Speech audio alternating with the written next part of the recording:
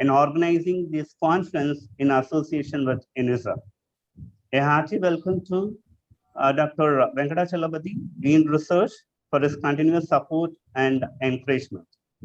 A cordial welcome to Dr. C. Sundar, Principal, College of Science and Humanities, SRMIST, Ramapuram campus. A dynamic young leader, Sir is backbone of this kind of activity and is fruitful insights and suggestions for conducting this conference. Yeah, our warm welcome to Dr. J. Dilipan, Vice Principal Admin, for his encouraging words and moral support for this program. And Dr. N. Asugan, Vice Principal, Academic, who has a positive aura with himself as always. Special welcome to various department heads, participants from various colleagues and universities from abroad and India. My dear colleagues, friends, and my dear students, welcome you all. Department of Biotechnology in SRM Institute of Science and Technology is a 2.5-year-old child in the Ramapuram campus, which we are also expecting. Sorry. We have started in the year 2019. We have started with an UG program in 2019, and now our staff are qualified to guide PhD program in both part-time and full-time.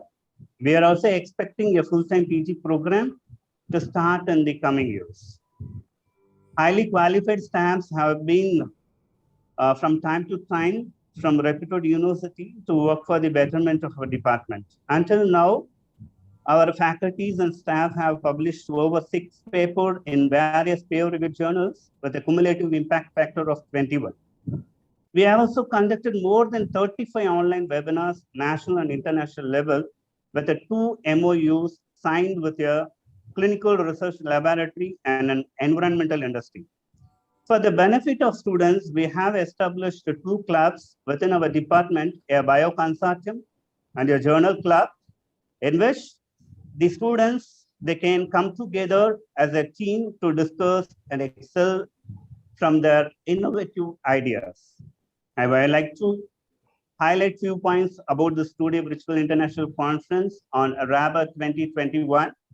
RABEHR 2021 will act as a platform for all the young researchers to collaborate, discuss, and get updates through the lectures conducted by various research personnel.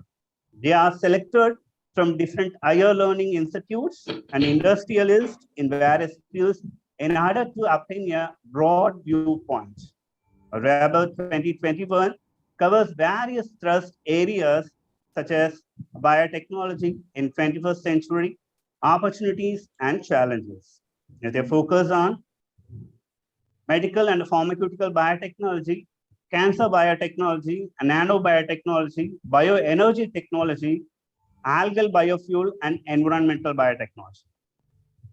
So far, we have a significant response has been received from RABEHR 2021 within a month from all over India and abroad. A total of 150 participants were registered with their abstract, and after careful consideration, our selection committee has shortlisted 135 abstracts for both oral and paper presentations. From the Department of Biotechnology, I once again welcome you all, and I wish this conference be successful and achieve its intended goal. Thank you very much. Thank you, sir. The pace of progress in biology creates a foundation that naturally gets picked up by the biotech and pharmaceutical industry to solve rich world diseases. This is attractive science. It's science that people want to work on. Now, I would like to call upon all the dignitaries to release the conference proceedings of International Conference on Recent Advances in Biotechnology and Environmental Health Research.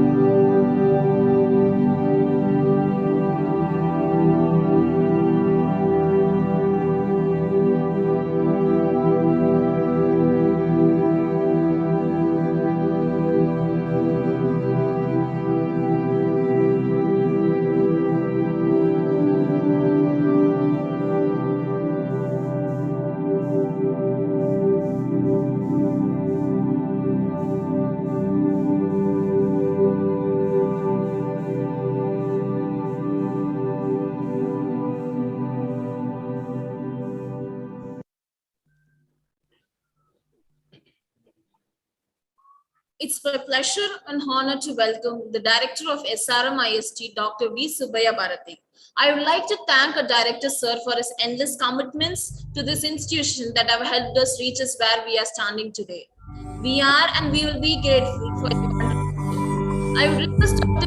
Subbiah Bharati to facilitate the gathering and share his thoughts. Thank you. Very good morning to all of you. At the outset, on behalf of the management of SRM Institute of Science and Technology, we congratulate Department of Biotechnology for organizing this virtual international conference on recent advances in biotechnology and environmental health research. Also, we express our gratitude to Professor Dr. Ami bin Muhammad Yusuf, Dean Faculty of Medicine, UNISA, Malaysia, for consenting to be the chief guest and delivering the inaugural address today. On this occasion, I would like to share only one point. Dear friends, recently the Council on Energy, Environment and Water, Government of India, has developed a climate vulnerable index for India. They are developing what is called a climate vulnerable index based on different kinds of disasters. So the findings are very shocking. The southern India is most vulnerable to three forms of hydromet disasters, especially flood, drought, and cyclone. These are the three major forms of disasters, and the southern part of India is expected to be more vulnerable to these three forms of disasters. Especially Chennai stands 7th in the country, most vulnerable to these form of disasters. India is bracing for a closely 1.5 degrees centigrade warmer future, which is unavoidable. This climate change is unavoidable, but we have to be prepared to face the challenge. 80% of the Indians are prone to one or other form of this climate vulnerability.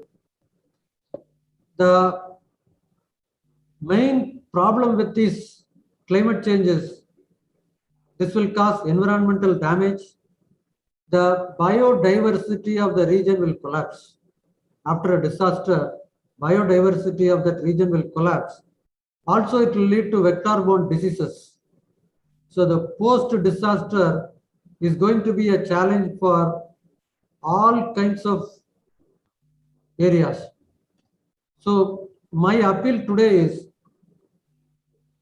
the researchers belonging to biotechnology department, they should develop green technology which will not add any fuel to climate change.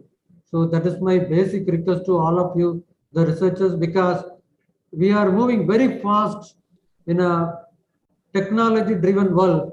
So every day new technologies are introduced. But the catch is whether the technology, even though comfortable to humankind, whether it's sustainable, whether is it climate proof, those things are very, very important. Recently, people talk about electric vehicles. So even in India, big factories are being set up for electric vehicle. There is a very good reception for electric vehicle. But the point is, electric vehicle uses, again, batteries. These batteries will have to be charged with electricity. That electricity is drawn from sources. The generation of electricity is again depend on fossil fuels, which will release lot of greenhouse gases, adding to climate change. So even though the technology seems to be more environmental friendly without emitting any exhaust gases from the electric vehicle, but indirectly, again, it depends on electricity. The generation of electricity will lead to, again, greenhouse gases emission. Also, how we are going to dispose all these batteries in case if all the vehicles are changed into electric vehicle, huge number of batteries will be available for disposal. So again, that is going to be a environmental disaster.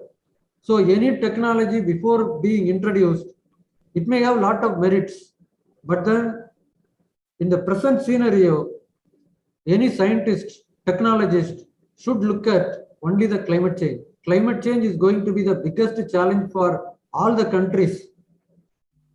In that aspect, my appeal to all the participants here, this should be in our mind.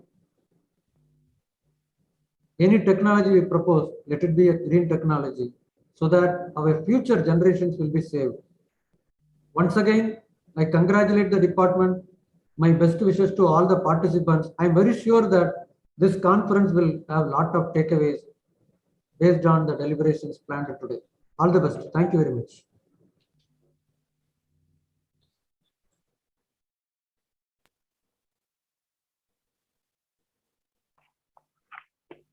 Thank you, sir. There are three principal means of acquiring knowledge: observation of nature, reflection, and experimentation. Observation collects facts, reflection combines them, and experimentation verifies the result of the combination, that is the director. Now, I would like to invite Vice Principal Academic Dr. N. Asokan to address the gathering and share his thoughts. A very good morning, distinguished guest for this international conference, chief guest of this today, the most respected and beloved our chairman, chief director, and respected dean research, and most respected our dean science and humanities, distinguished professors from UNISA, and my dear friends and participants from this all over the world. Very warm good morning to one and all present here. I'm very happy and congratulate the Department of Biotechnology organizing this 2 days international conference on recent advances in biotechnology and environmental health research in association with UNISA Malaysia. This conference gives an excellent opportunities for these researchers to demonstrate their research skills and what are the recent areas they're working on this in terms of knowledge creation and knowledge sharing. As our director says that one of the problems the world faces is the climate change. Not only along with the climate change, there's a desertification, uncontrolled fire and uncontrolled flood and sea level rise. These are the problems which threatens a human being in the near future. How our researchers or how these kind of conferences will help or facilitate researchers to find out the solutions for this kind of problems which threaten the human life in the near future all over the world. So I request again, these are all the researchers and participants to find out the solutions for the problems or the threat created by the nature for the human being, how we are going to solve or how we are going to prevent the human being from this kind of world threat. So I request once again all the researchers participants to find the solutions by way and means of safeguarding the human beings in the life. So I once again appreciate our department people, biotechnology people, to organizing this excellent conference and inviting me for this to felicitate this conference. Thank you very much. Thank you, sir. Science is a way of life and science is perspective. I cordially invite the Vice Principal Admin, Dr. J. Dilipan, to felicitate the gathering. A happy morning to one and all. It is a great pleasure for me to felicitate this gathering. First, I would like to take this opportunity to express my deep appreciation to the Department of Biotechnology, HOD, and faculty members for organizing this international conference. Through this conference, I hope many scholars can get great exposure in the concerned area. Even though This conference is the marker of the success of our institution. It also allows us to meet some of the brilliant minds of the world who become the chief guest for this occasion.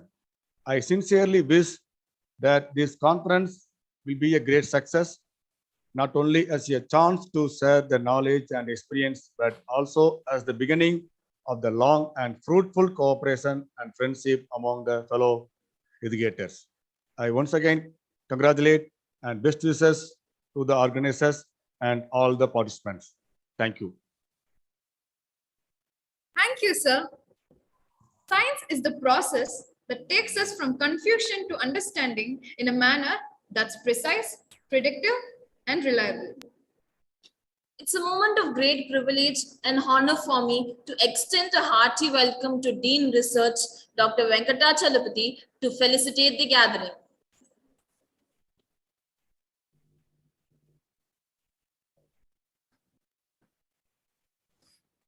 Good morning to all the participants of this international conference organized by the Department of Biotechnology in collaboration with the Malaysian University.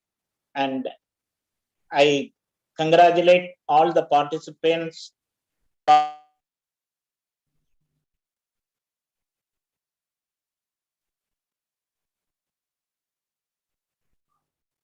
Sir, your audio is in mute, sir. Mute la இருக்கீங்க.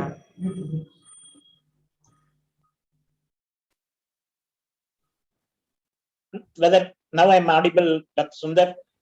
Yes, sir. Yes, sir. Yes, sir. So biotechnology plays a very important role in all the fields now, in all emerging technologies. Specifically, everybody knows about the COVID situation where the drug development, specifically, it was possible only by the biotechnology process, which has saved many people in the world. The current trend is, even though the synthetic organic chemistry rules the pharmaceutical industry, but of late, because of the industry pollution, people prefer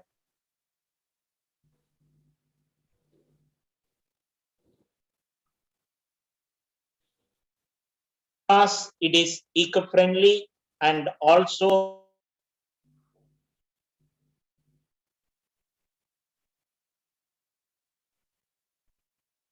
eco-friendly and very useful. Hence, biotechnology is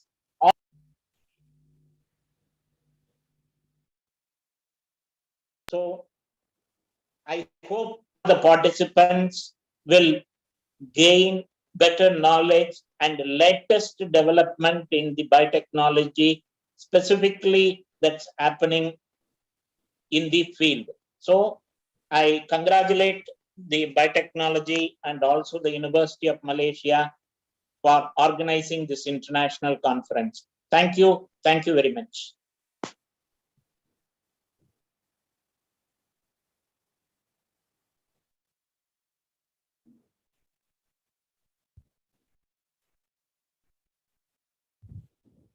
Thank you, sir. Every once in a while, a new technology, an old problem, and a big idea turns into one great innovation. It's Sundar, the Dean, Science and Humanities. He has always been a guide-light and dynamic leader to the institution. I request Dr. C. Sundar to share his words. Selamat pagi to my Malaysian counterpart, and a very happy morning to my Indian colleagues.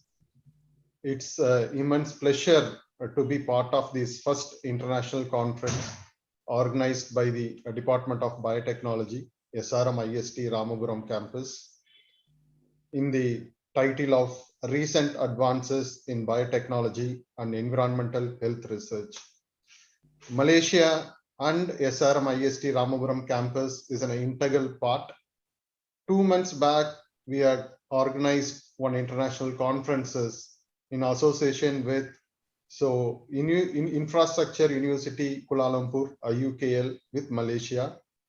After 2 months, again, we are collaborated with Malaysian reputed university.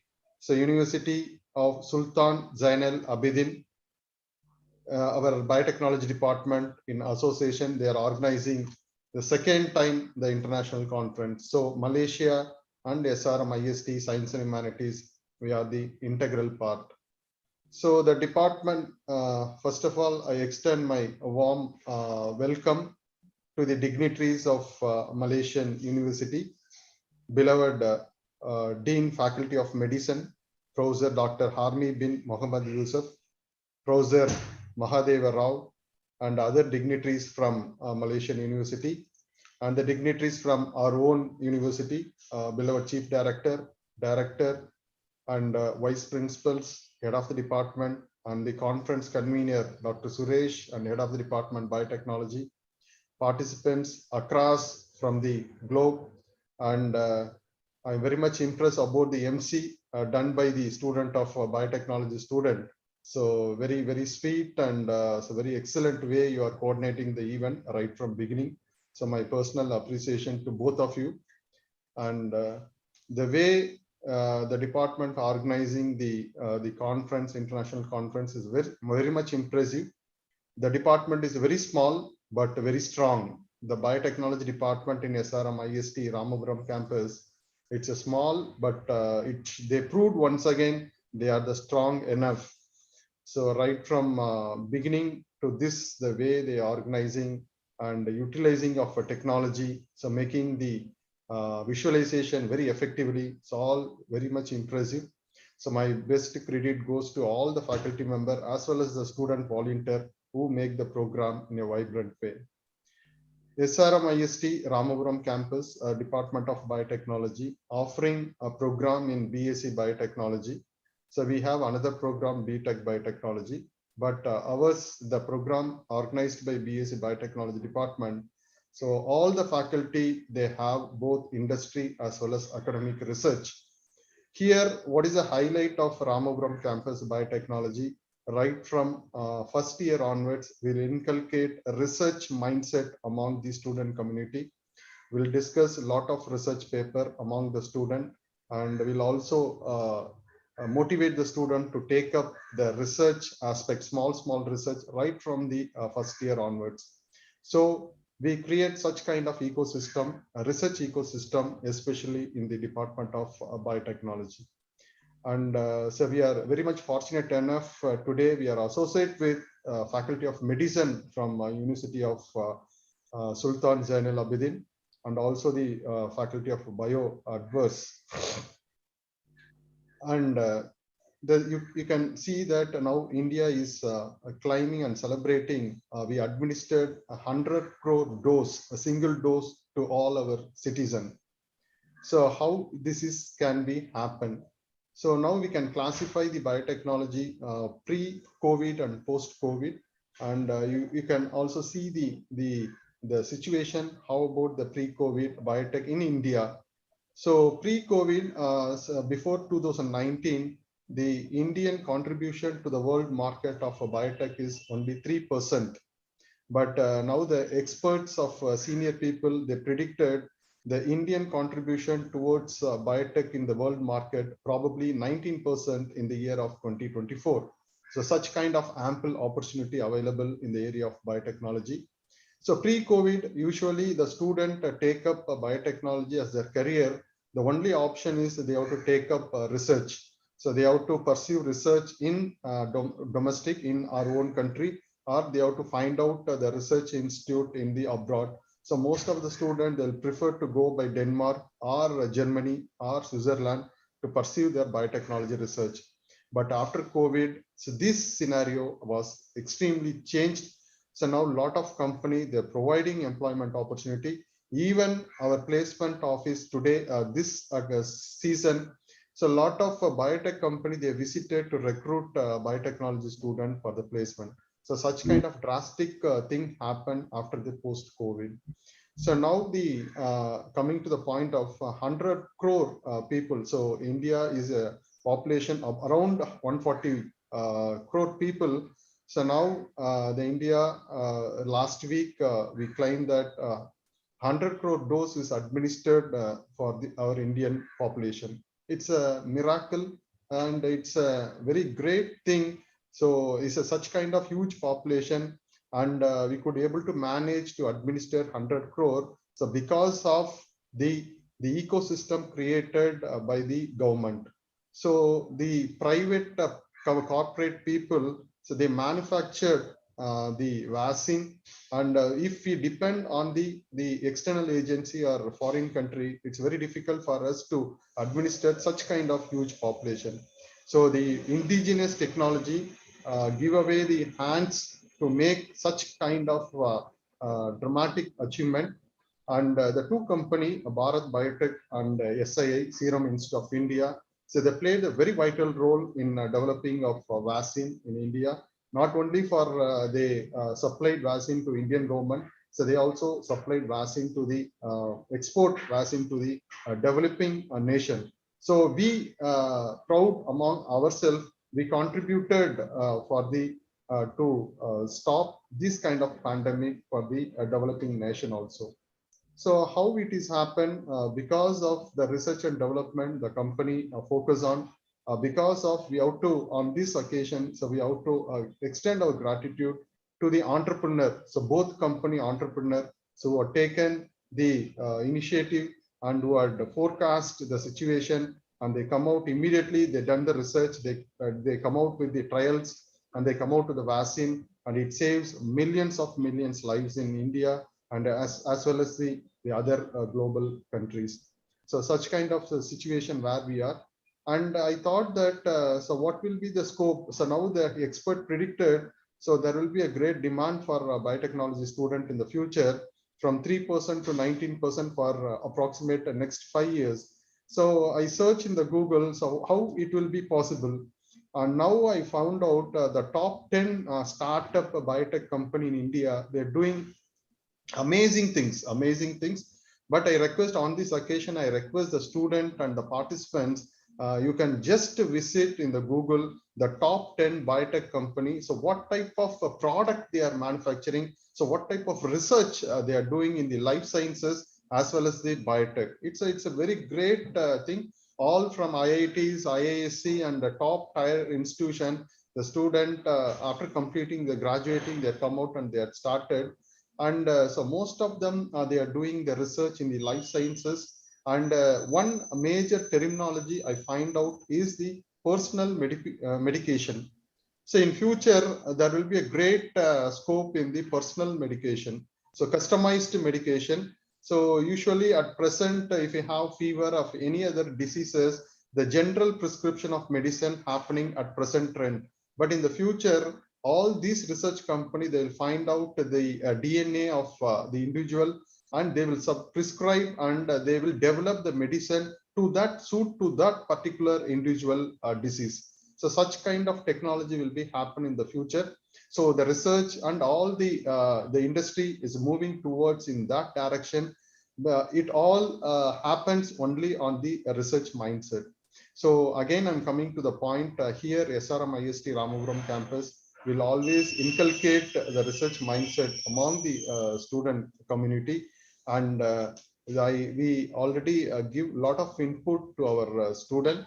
So this conference and this association with University Sultan Zain Al Abidin should not stop up to the conduct and organizing of conferences. It should take forward in terms of doing a lot of joint research among faculty joint research or student joint research.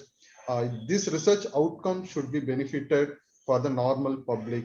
And so I request once again the participants, just you can see and visit the biotech company and the recent startup, biotech startup. So what type of research, it will give the valuable input for you to take up your further research in your life career, or for the postgraduate, it will give the valuable input, so how you can able to make. The another point very much impressed is University Sultan Zain Al Abidin. So I like to see that website of the university. So I'd seen the most of the senior administrators in the university are women. So it's a very much impressive, right from chancellor and all senior deans.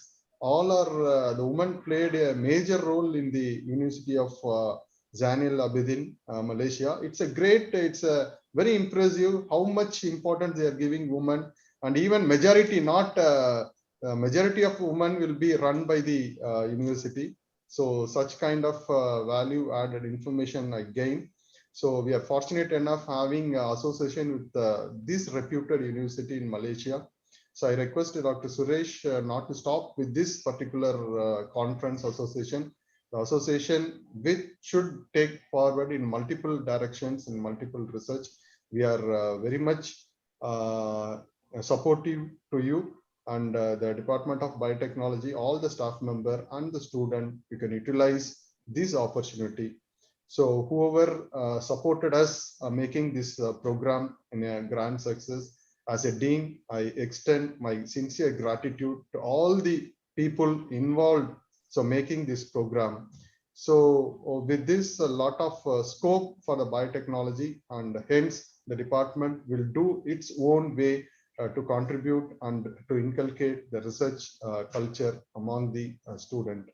So once again, I thank the organizer for providing an opportunity. So once again, I extend my gratitude to the Dean, Faculty of Medicine, and our well-wisher, Dr. U.S. Mahadeva Rao, for supporting us in making the program in a grand way. Thanks to everyone. Thank you very much. Thank you, sir. A thinker sees his own actions as experiments and questions as attempts to find out something. Success and failure are for him. Answers above all. I feel extremely privileged and honored to welcome Dr. U.S. Mahadev Rao, Faculty of Medicine, University Sultan Zainal Abidin, Malaysia. Now, I would request Dr. Priya to deliver a welcome talk about sir. Good morning to one and all present here. Your positive action combined with positive thinking results in success. It's an immense pleasure for me to introduce Dr. U.S. Mahadev Rao, Professor of Biochemistry in Faculty of Medicine, University Sultan Zainal Abidin, Malaysia. He is a doctorate in clinical biochemistry and did its postgraduate diploma in medical laboratory technology, and has worked in many well-known universities in many countries like India, Ethiopia, and Malaysia. His special research interest on herbal medicine, our dignitary was associated with many international research projects like FRGS, RACE, UNISA research grant projects in Malaysia. He is a lifetime fellow of Indian Chemical Society. To his credential, he has published more than 100 research papers and review articles in many peer-reviewed international journals. Sir has also authored 7 books on clinical biochemistry, general biochemistry, basics of molecular phylogeny, research methodology, and monograph on anti-diabetic potential of Avogadro, and so on. Our honorable guest has been invited as a speaker for many international conferences, seminars, and workshops related to biomedical sciences. He is currently a member in Human and Animal Research Ethical Committee in UNISA. Added to his success, presently he is an editor in 10 international journals, including 2 Scopus Index, and nevertheless reviewer in many high-impact journals. Welcome, sir, once again. Thank you so much.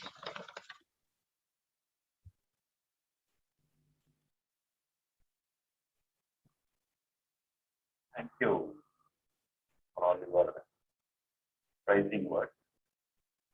Good morning, organizers. Thank you, Dr. Suresh, Head of the Department of Biotechnology at Ramapuram campus, for your excellent teamwork in organizing these 2 days conference. Kudos to you. In this conference, I noticed the resource people confined across the globe, say from Malaysia, from our University Sultan Zainal Abidin, and from Qatar, Ethiopia, Thailand, and last but not least, India. With due privilege and pride, would like to welcome these eminent speakers in their own country's traditional salutation. I would like to share the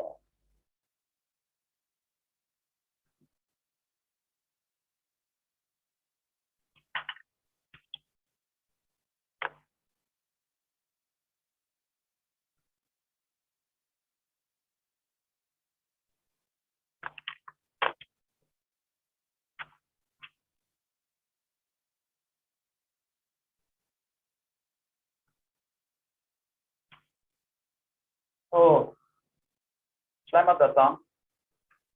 Just a moment.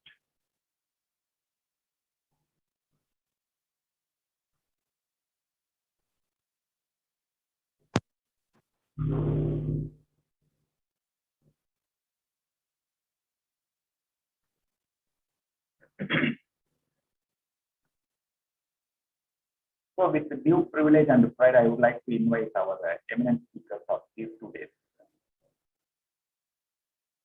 So I wholeheartedly welcome in Malaysian language, Selamat datang, Professor Dr. Farmi bin Muhammad Yusuf. Selamat datang, Prof. Madya, Dr. Samsa Suryati Muhammad from Malaysia. And in Qatar, the welcome is said to be Ahlan Bika, Dr. Sahaya Praveen. And from Ethiopia, Inikwani Tegina Metahi, since I was in Ethiopia for a couple of years, Dr. Zerihun Demru from Ethiopia. And our neighbor country, Thailand, Enti Sangrab, Dr. Simap Kanwal from Thailand. And last but not least, my parent country, Nalvaravu and Swagatam, Dr. Jayavil from Chennai. So I welcome one and all. Though we are divided, but unite in language, but we are united with our science, research, and development.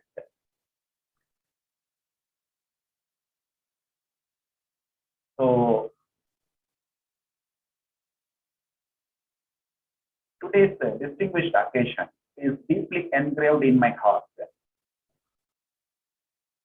So I have been a resource person to many countries, including Singapore National University, where I happened to meet your co-chairman, Mr. Niranjan, for a flash of meeting. Then I had the opportunity to visit Thailand, Donburi Rajput University, and Indonesia, Sanata Dharma University, Pakistan, Peshawar University, Ghana, Science and Technology University, in Malaysia, in my domicile country, so many universities, and in India, invariably every 3 months or 6 months once there is one conference. But still, there is something lingering in my heart, something incompleteness that comes to fulfill today. The reason, today's reason behind my jubilant mood is nothing but my much pondered SRM institution,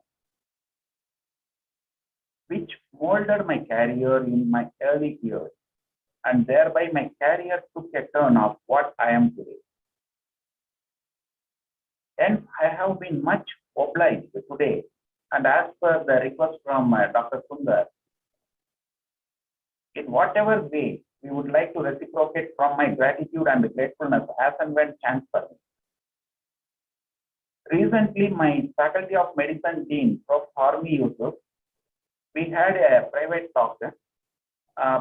He also provisionally agreed to look into the possibilities. Before our Dr. Sundar putting this request, we already started this process of discussing about MOU execution, student exchange program, everything. We are in the initial stage. So I appreciate Dr. Sundar's insight in development of SRM ISD. So even with the Trichy campus impact, because I understood from the Ramapuram The biotech means we can execute some MOU from the biotech, the bioresource from Dr. Kamsad Dekwan of Dean of Faculty of Biotechnology and Bioresources in University Sultan Zain Al Abidin, as well as from Trichy Medical College. We can execute the MOU with our Decon, our Dean. Here Decon is Dean. So Dean of Medicine, Professor Harmi Yusuf, with the consent of SRM IST Chairman, Dr. R. Shivakumar, who happens to be my mentor and philosopher, as well as the co-chairman, Mr. S. Niranjan.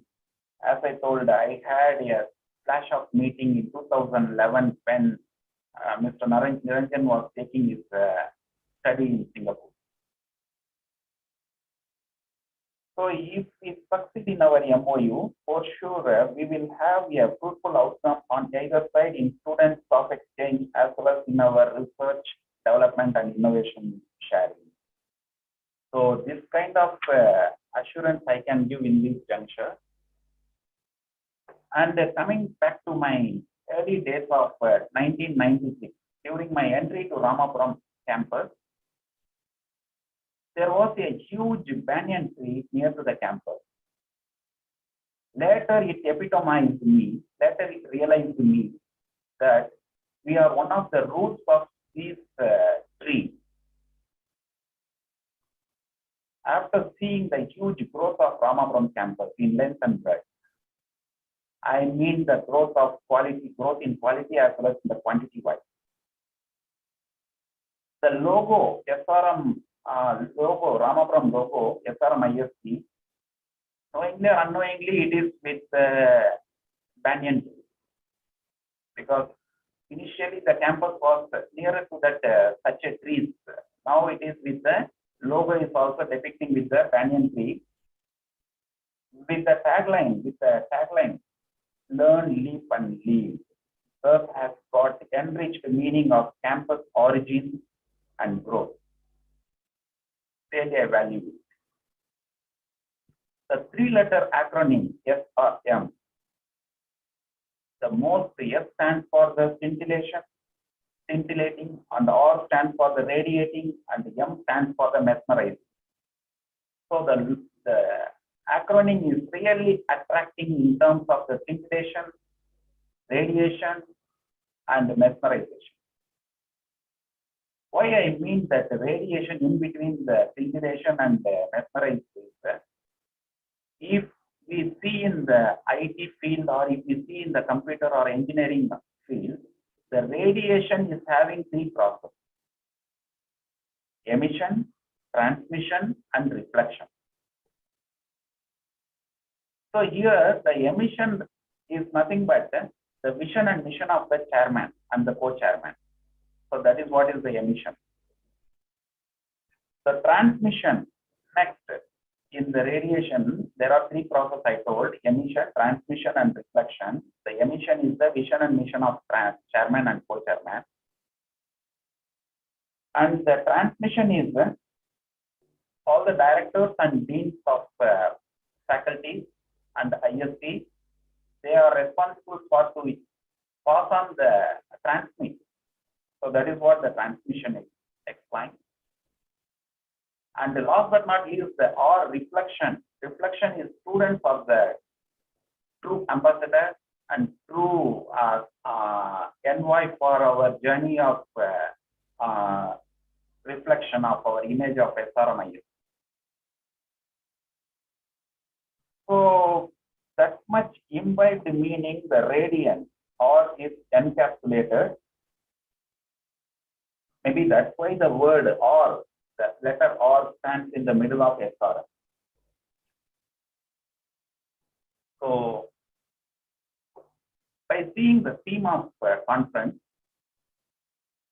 International Conference on Recent Advances in Biotechnology and Environmental Health Research, I wish to state that researchers, we are in a transition phase to shift our research from single discipline to cross discipline. So we are in the correct our time of need of the hour is that we have to shift our research from the single discipline to the cross discipline. What do you mean by cross discipline? I don't want to consume much time because we are having another plenary lecture. In fact, the cross discipline means we have to infiltrate into other disciplines. It's time to cross the border of our discipline. To attain these, we need three exercises, which is very mandatory. One is the learning process, another one is the unlearning process, and third one is the relearning process. Learning, unlearning, and relearning. What we so far learned is the single discipline. Now we have to unlearn that and relearn the multidiscipline. Multidiscipline means the cross discipline. So this is what the conference theme reflected in my idea. So to conclude my inaugural special address, a truth and thought pondering research and research hypotheses, I would like to put forth through this August Learned Forum. So through this forum, I would like to say, is sugarcane the real cause of type 2 diabetes, or its process of bleaching to prepare from sugarcane juice to white crystal sugar? Is it the real culprit? Is because my next follow-up plenary lecture is in continuation of this only I am going to have. So just I wanted to give a 2 cents thought ponder research question as well as research hypothesis amidst this August forum. So who is the real culprit, whether sugar cane or the bleaching agent? Because the chemical used to bleach includes the sulfur dioxide, which is the ulcer causing agent. Maybe is it the reason for diabetic foot ulcer? My question. And the next chemical is the phosphoric acid. The phosphoric acid excess consumption causes hypertension, cardiovascular disease, renal calculus, I mean renal stone, kidney stone, and the CRF, chronic renal failure. So with this chemical, if we attract so many illness, then is it the reason for diabetic angiopathy since it is involved in the BP and the CVD, cardiovascular disease? And the diabetic angiopathy, diabetic cardiomyopathy, as well as the renal stone and the chronic renal failure. So diabetic nephropathy. Is it the real reason for the secondary complication of diabetes? So we need to go into through this biotechnology and health science collaboration of today's conference. Similarly, calcium hydroxide, it can impair our vision. So is it the reason for diabetic retinopathy and diabetic cataract? It is my next question. Last but not least, the acrylamide, it is a neurotoxin, potent neurotoxin. So is it the reason for diabetic neuropathy?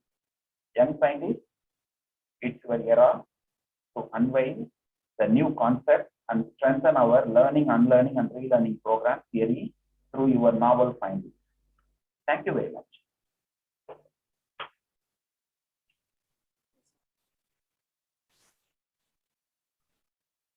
Thank you, sir. Medical education is not just a program for building knowledge and skills in its recipients. It is also an experience which creates attitudes and expectations. Now, I feel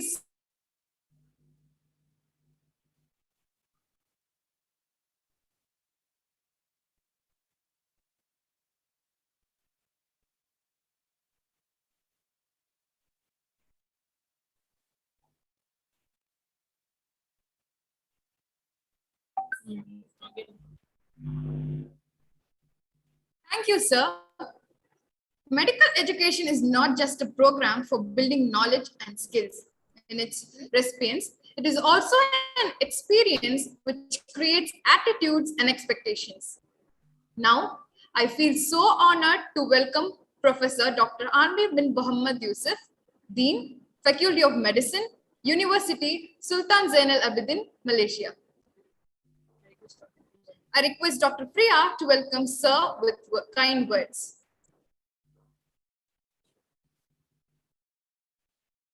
Success is not a key to happiness. Happiness is the key to success. If you love what you're doing, you will be successful. With this positive wording, it's a great honor for me to introduce Professor Dr. Harmi bin Muhammad Yusuf, Dean, Faculty of Medicine, University Sultan Zainal Abidin, Malaysia. Our honorable guest has received master degree in medicine from University Kebangsaan, Malaysia in the year of 1995 and Master of Medicine in the discipline of Family Medicine from the University Saints, Malaysia in the year of 2002. His journey of work started from the year of 1995 until date it is prolonged with huge success. Sir has published 4 research books, monographs, 51 journal publications, and presented his findings in more than 50 conferences. As a crown to his success, he was awarded Research and Innovation Award in the year of 2018. Our honorable dignitary was granted with many research grants and worked as a principal investor for 3 national and 8 university projects and also received 5 academic awards as a recognition from a prestigious body for academic achievement and also an important member in many board of studies like Family Medicinal National Conjoint Board. As a privilege to his success, presently is a reviewer for articles in many journals, books, and assessor of many working papers. He serves as an editor and chief editor in many editorial boards. Currently, our honorable guest is a member in editorial board of Malaysian Family Physician. Our dignitary was honored as a keynote speaker in more than 110 conferences and seminars, also received 5 prestigious awards for his innovative ideas. Our honorable guest also serves as a co-consultant for 7 consultancy and also made 26 consultations without monetary rewards. Welcome once again, sir. Thank you. Thank you, Madam Chairperson, for your kind introduction. Respected Chief Director, SRM Institute Science and Technology, Ramapram, Dr. S. Tumaran, Dr. Subiah Bharati, Director of SRM Institute of Science and Technology, all the Vice Principal, Mr. Dean, Dr. C. Sander, Dr. R. Suresh as a convener of this conference, and my colleague, Prof. Mahadeva Rao from University Sultan Zainal Abidin, Malaysia. Okay, Assalamualaikum and very good morning to all delegates and participants. First and foremost, I would like to thank the organizing committee for inviting me to join this morning event. And as a co-organizer of this conference, I'm elated to see the versatile discipline of expert in biotechnology and health sciences as a renowned speaker for today's conference. So, once again, welcome to this virtual international conference on recent advances in biotechnology and environmental health research 2021. And ladies and gentlemen, as we know that many years ago, the scientists normally took months or years to eventually find or finalize the target gene for novel therapeutic innovation. If we are used to living to that era, surely we won't be able to identify the antigen that causes many diseases in a few days' time. For instance, the case of COVID-19, surely, as mentioned by many speakers before, we won't be able to get a COVID-19 vaccination today if we don't have advancement in biotechnology. It will take ages for the scientists to discover the target gene for the best technology that we use to produce vaccine. But however, much to our relief, we can see the advances in technology accelerate the search for solution to arm the immune systems against SARS-CoV-2, and it already saved millions of lives. Ladies and gentlemen, biotechnology actually has opened the floodgates for more improved medicine that aid tremendously in diagnosing, in preventing, and curing a wide range of illnesses. And as we know that, human health is always our priority, especially in the era where we have a multitude of disease. And another thing is the pharmacogenomic issue. Now the researcher can produce medicine that depend on the protein, compound, RNA particle based on the chosen qualities and infection applicable, which is now in the era of precision medicine.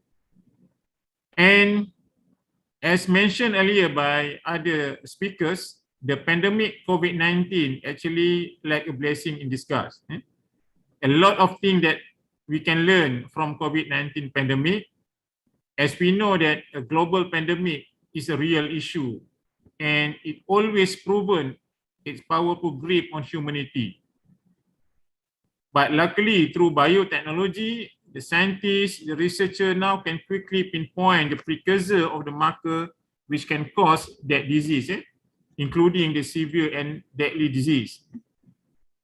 So that's why now we can develop, although we have we still use the past technology and the vaccine development. For example, we can still use a kill vaccine, a weakened vaccine, or live vaccine, live virus as a vaccine, but with the understanding of a new technique in the biotechnology will help us in develop a new vaccine in a fast manner.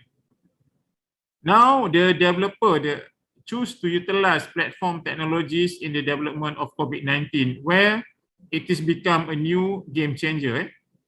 And this technique will require the scientists to identify which and what region of component of virus that not only antigenic, but it can be immunogenic as well. That's why now we have the RNA and DNA vaccine base. This is what been said by the Sarah Gilbert as a virologist in the University of Oxford. This method become the new or ideal imaging technique for the vaccine development. And because of that, today we have at least 2 vaccine now in the shelf using this technique or the RNA techniques. So we have to thank the biotechnology. The second point that I would like to address here is about the speed. Though we know that SARS-CoV-2 is a new when it was first found in December 2020 during the outbreak in Wuhan, China, but quickly the scientists were able to disclose the genome of virus and identify the family. Because of that,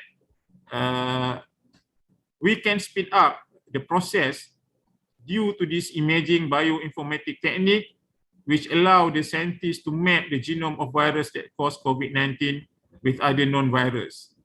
And because of that, soon we can discover the spike protein and initiate the formation of the vaccine, the effective vaccine towards the COVID-19. So we can have the vaccine perhaps less than 6 months after we start discover the new diseases or new viruses. So this is the speed is very important. Just imagine if we don't have this kind of speed, what actually happened to the world now. So we can see now through the bioinformatic, we can propose vaccine candidate in very short period of time. This is another, I think, era where all the researcher, expert in biotechnology come together and utilize knowledge in this technology. And another things I would like to also address on the precision medicine or the personalized treatment. We as a family medicine think this is the way forward. Before that, when we talk about cancer, surgery, chemotherapy, or radiotherapy is actually the conventional treatment for them. But now, clinical oncologists and scientists can personalize treatment plans using the information found within the patient's own genetic. This is very important where we can combat the disease more effectively. And we can see through a bioinformatic analysis, they can easily identify point of mutation underlying the disease and direct them for the specific treatment. One of the example we can see in the development of chimeric antigen receptor CAR-T therapy for alternative treatment in leukemia, AML, for example. So this therapy work based on principle that the therapy teach T cell to recognize and destroy cancer cell effectively. So ladies and gentlemen, I believe with today biotechnology advancement, traditional medicine are improved efficiently with reduced risk and provide cost-effective alternative. Although the discovery are still relatively new, but it confers great potential for driving medical progress. And COVID-19 outbreak actually shown how biotechnology can facilitate the progress in medicine. I foresee this application of biotechnology won't stop here. We have a lot of advancement in genome sequencing, and it will be the key to pharmacogenetic and personalized medicine for many undruggable disease. So I hope through this great stride in biotechnology, millions of people worldwide continue to have a better chance at getting cured using the biological medicine developed by a researcher that discovering, developing, and delivering innovative medicine to treat all types of disease. So hence, this biotechnology extend its hands towards various sectors for their improvement. Ladies and gentlemen, I really hope that these 2 days conferences, the 3 days conference will be the great platform and opportunity for you to share your expertise for the benefit of mankind. To all delegates and participants, I hope you enjoy the conference and thank you. Thank you very much. Thank you, sir, for an inspirational talk. It's an honor and a privilege to have you with us today. Now I request everyone to turn on your cameras and pose for a good photo.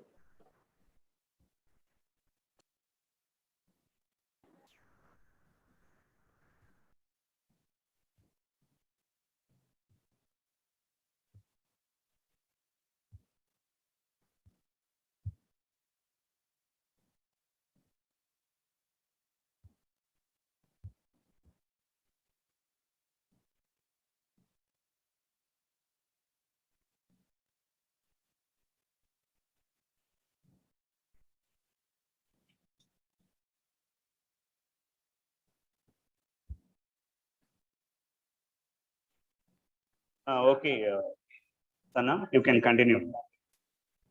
Thank you, sir. Thank you, everyone. Now, I would like to call Dr. Esmani Meghli to continue this with the vote of thanks.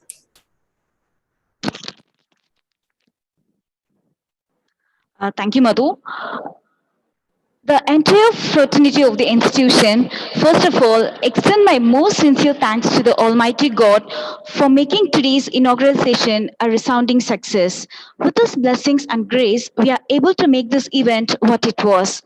It is my great pleasure to express, on behalf of our institution, a deep appreciation for the support and encouragement provided by the University Sultan Zainal Abidin, Malaysia, to collaborating with us and to exchange knowledge on recent advances in biotechnology and environmental health research.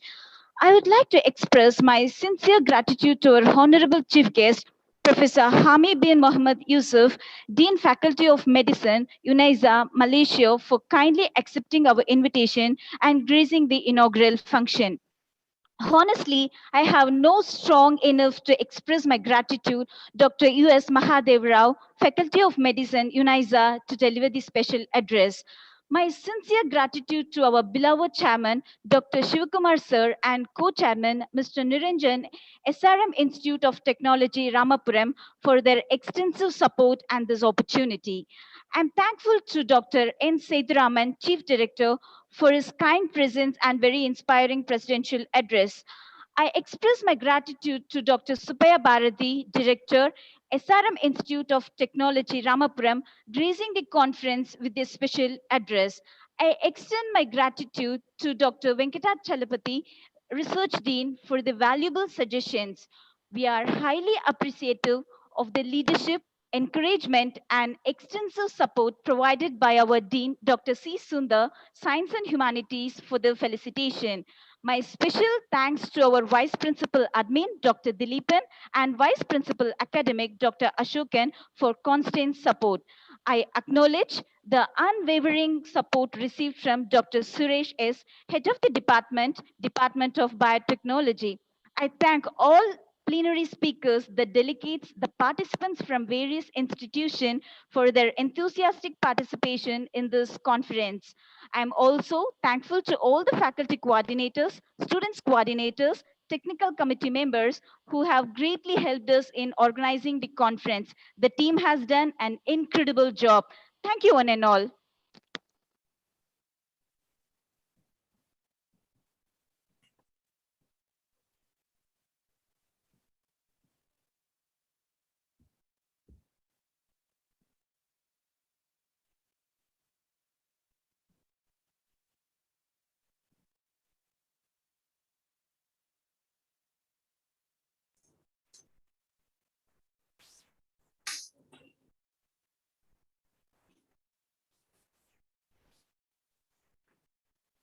I request the gathering to raise up for the national anthem.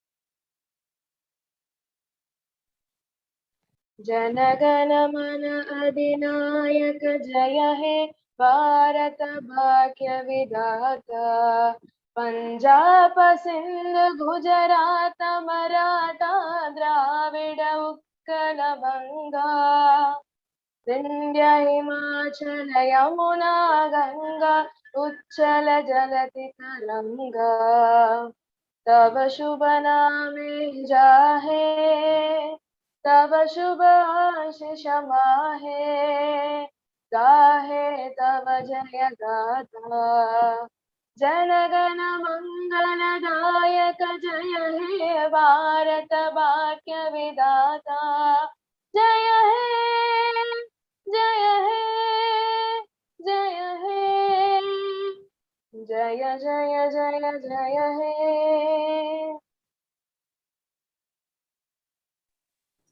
Thank you, everyone. Now I request all the participants to stay back in the meeting.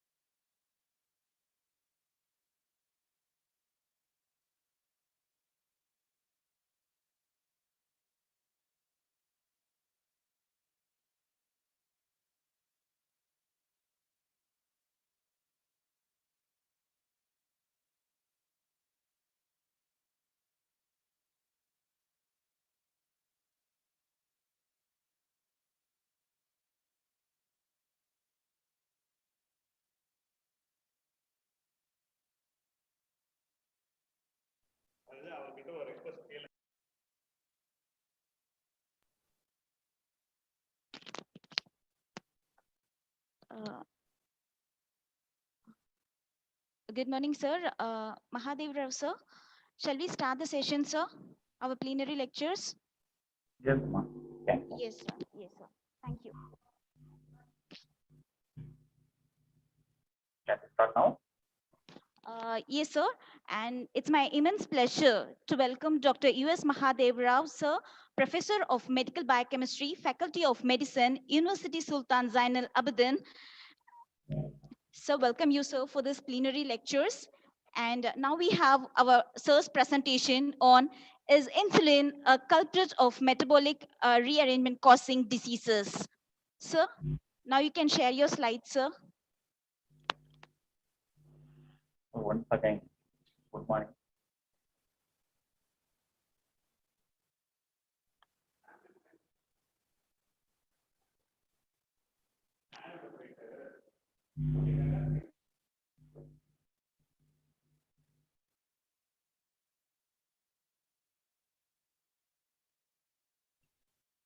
Respected organizers, researchers, and my dear students.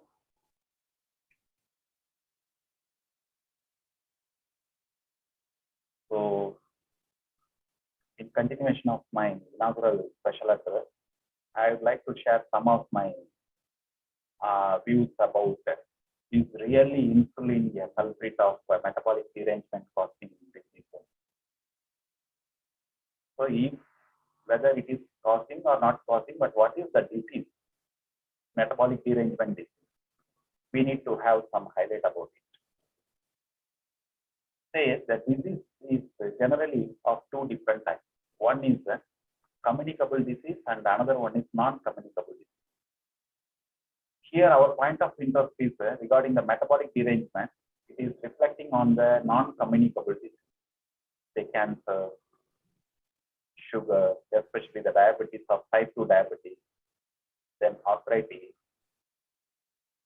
etc., etc., even cardiovascular disease. All these falling under the non-communicable disease. Even dementia nowadays, all it is because of the modified lifestyle. So here,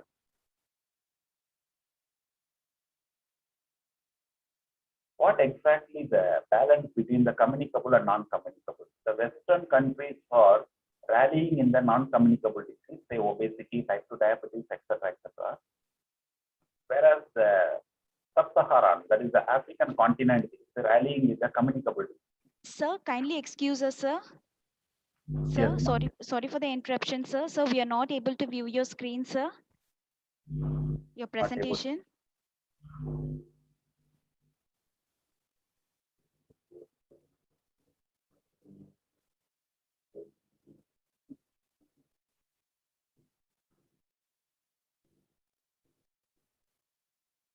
Is it now okay? No, Can you- sir. Actually, it's No? still in dark only. Yes, sir. We are not able to view your screen.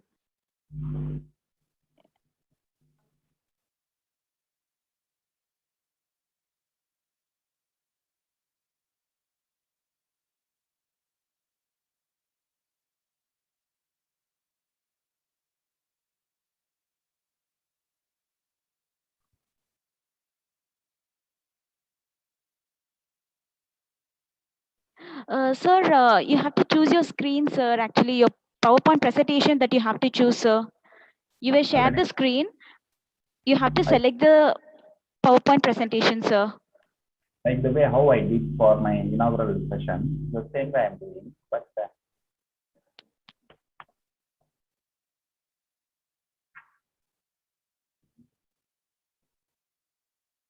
just a minute.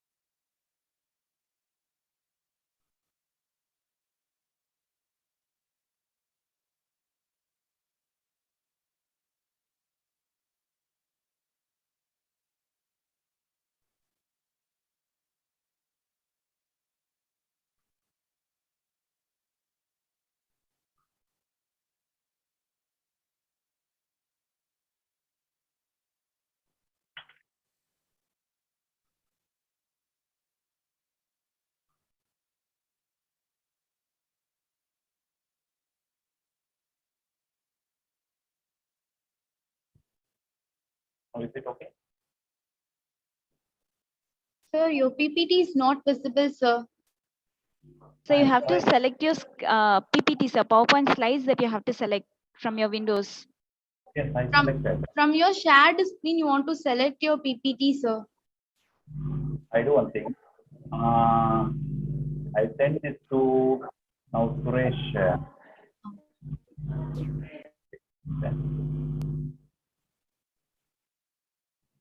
But I'm trying. How come it is not going? I don't understand.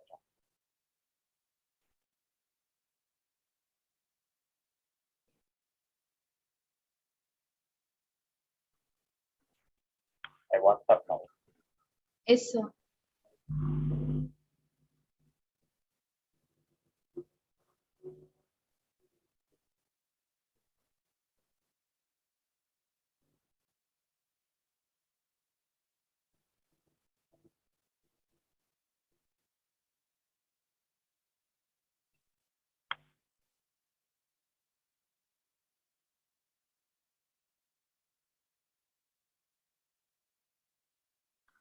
Sir, I will get it from the sir, and I will share from my end, sir. Pardon? No, sir, I'll get it from Suresh, sir, and I will share the slides from my screen, sir. Try now. Yes, sir. Thank you, sir.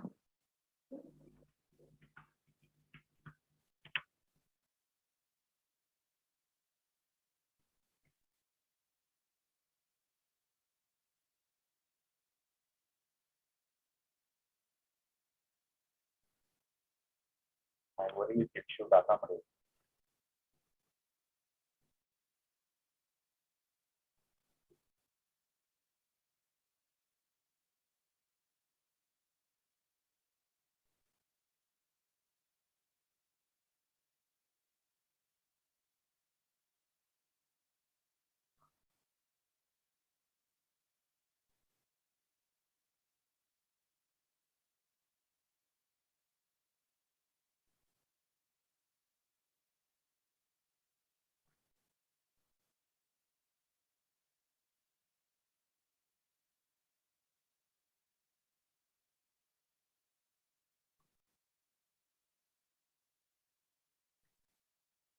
Send them.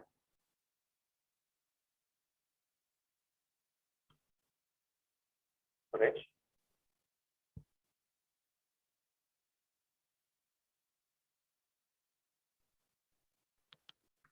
Sir, sir. Yes, sir. Yes, sir. I got it, sir. Okay.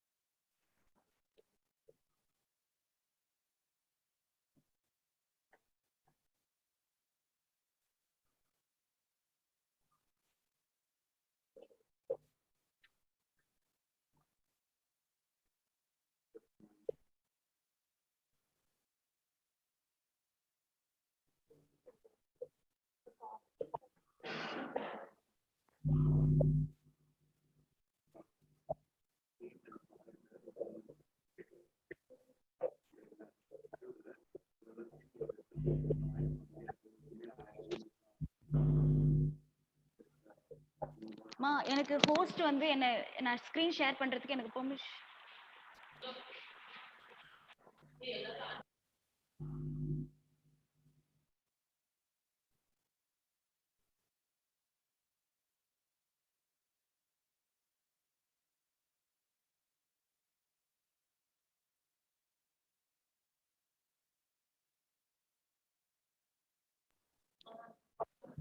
Sir, can you able to view my screen, sir?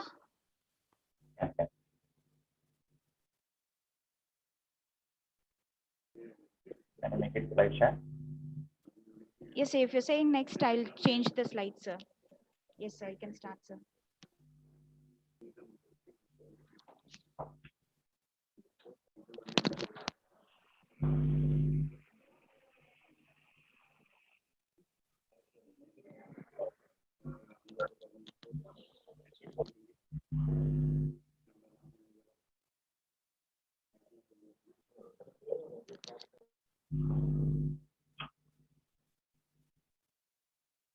Slide share, okay? Yes, sir. You can start, sir.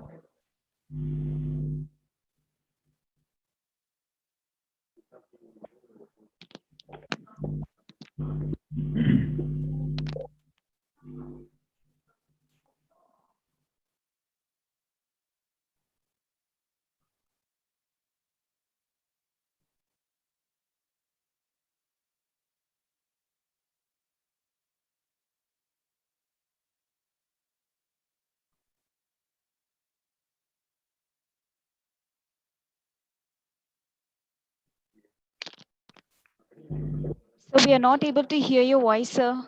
Excuse me, sir. Make it a slide share. Yes, sir. Slide which I am sharing from my end, sir.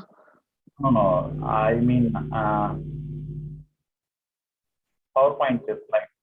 Yeah, PowerPoint slides, sir. In insulin. Yes, sir. That I was sharing from my screen. So the screen will be visible for everyone, sir. Below that, there is right side in the bottom. Slide sharing option is there, no? Yes, sir. No, not I mean, already you shared the slide, PowerPoint, that I can see. Yes, But sir. I, I already shared, sir. So it will but not I be don't issue, want sir. the left side, all these.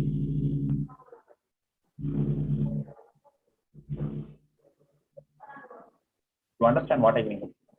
Sir? You understand what I mean? Yes, sir. Yes, sir. I'll make it as a full screen, sir. You just make it as a full screen. Yes, sir. I'll make it. So now is it okay, sir? Good. Now next. Yes, sir. Next. Okay, next slide. Yes, So sir. coming previous one. Yes, sir. So regarding the prevalence of non-communicable, previous one. Coming to the prevalence, the non-communicable disease is predominant in the Western countries, and African countries are facing more escalation towards the communicable disease. So that is what the non-communicable disease is: modified lifestyle induced disease, and say one example is obesity, type 2 diabetes, all. Concurrently, we are facing the mortality rate also equally. One side the spreading is increasing, other side, and our country, India and Southeast Asia, especially the India and Southeast Asia, the part of the Asia is muchly suffered in between this. Okay, next slide. So, how about the predominant? How about the prevalent? Next slide. How about the prevalent? Say, there are so many non-communicable diseases which I have highlighted in the PowerPoint. They are spreading in the face of as what they expected, that is already that is surpassed. Already they reported 8 times, means now it is crossing 10 times, like that. So the prevalence is much escalating among our Asian population. It is one of the reason is modified lifestyle, and the other reason is our vast urbanization. Next slide. Vast urbanization and the modified lifestyle. So, for example, I say we are controlled by ABCD. A for the activity, B for the BMI and the blood pressure, and C for the calorie intake, and D for the dietary pattern. So all these combined together, I would like to proceed for the next slide. Next slide. Our activity, our height of laziness or height of inactivity is by taking the escalator. If you watch here, is the people are entering the fitness center, they are taking the escalator to enter the fitness center.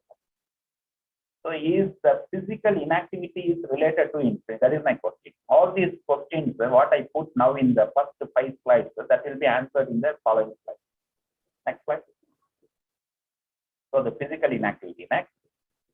See, the girl is driving a car to enter the gym to ride a bicycle. So to ride a bicycle, they are taking the car to the gym. So here my question is really the inactivity, the physical inactivity is related to insulin or not? What way it is connected? Next slide. So here one more. Stress. I can say one should less stress the word stress. One should less stress the word stress. Otherwise, it reflects in so many, I can say the word malpractices, so many bad things. Say it reflects in overeating, untimely food consumption, morning 6 o'clock, 8 o'clock. Why you are consuming so many things? I am stressed. Then high calorie diet, foregoing a family given some breakfast they have given, that also they forego, they don't take. Already they have given some water, that also they don't consume. They wanted only the high calorie diet, that much craving they get only there if they are exposed to the stress. So my question is, over calorie eating related to insulin, or next, the stress is related to insulin. So in that case, we are forgetting water, we are skipping meals, all. Next slide. Our COVID-19 taught us how to work and how to engage our daily official activity from home. That is what is called the favorite WFH, work from home. Next slide. Work from home. See, this is the status of work from home.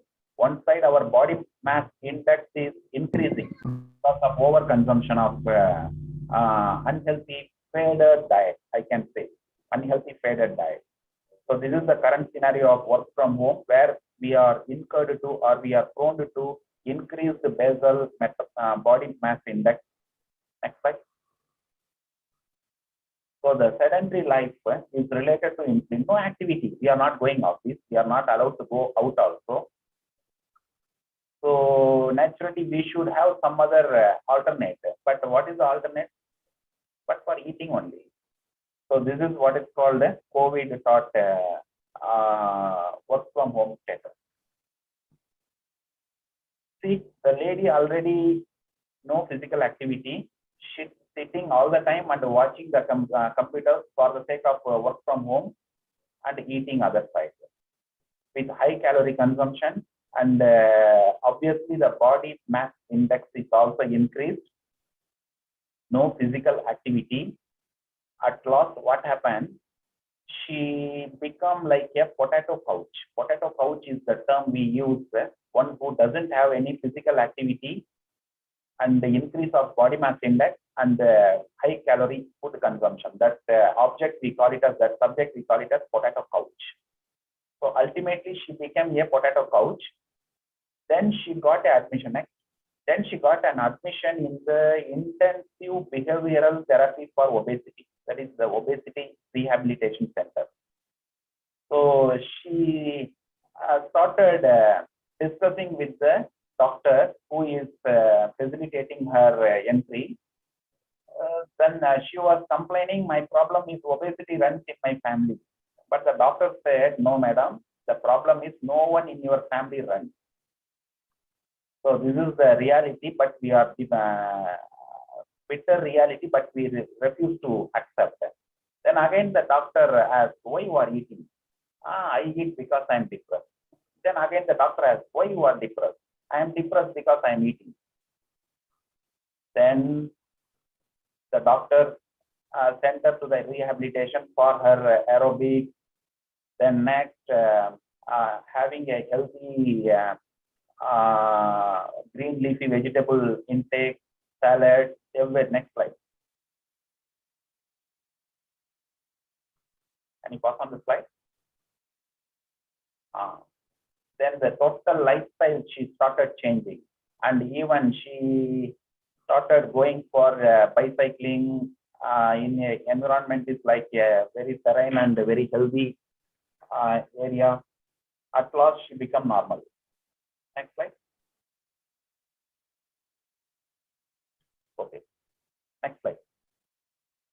Then at last, she concluded the weapon of mass destruction is the high calorie food. Next slide.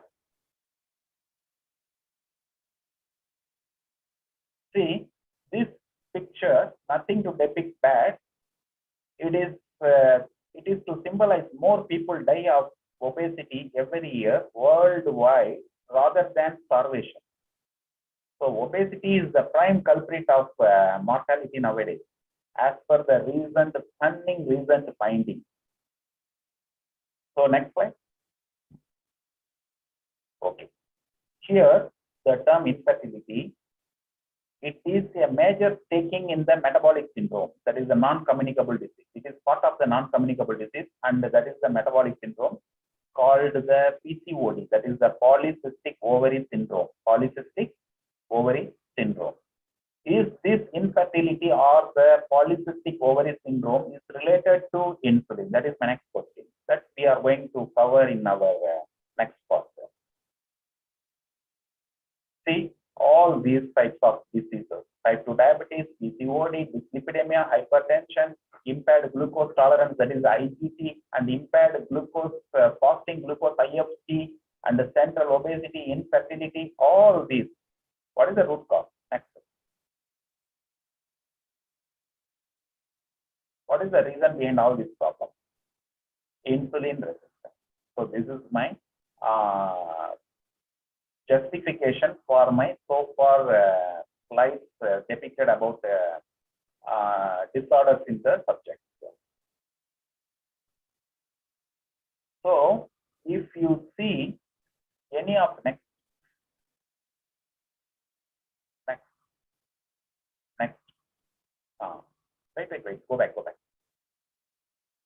See, these are all the positive factors. If you are having the craving for sugar, fatigue for meals, then migrating weight, upper abdominal obesity, then fatigue, constant hunger, inability to lose weight, all these positive factors lead to polycystic ovary, watering, hormone imbalance, high cholesterol, high triglyceride, estrogen, low thyroid, again increased fat storage, again it goes to abdominal obesity, again it takes a vicious cycle. So next slide.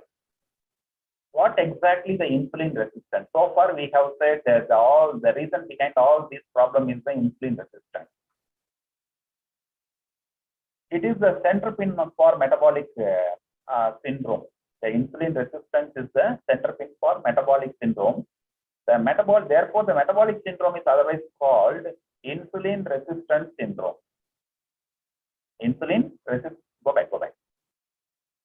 Insulin resistance syndrome.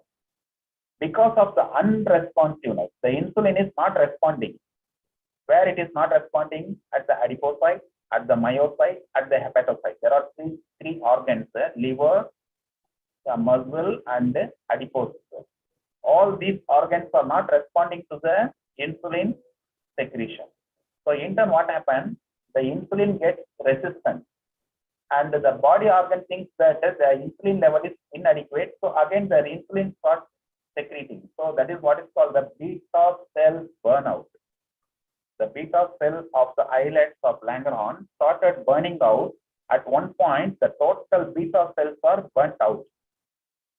So the insulin resistance resulting in hyperinsulinemia. Understand what I mean? Because of the insulin resistance, the beta cells started secreting more insulin, and the condition become now hyperinsulinemia.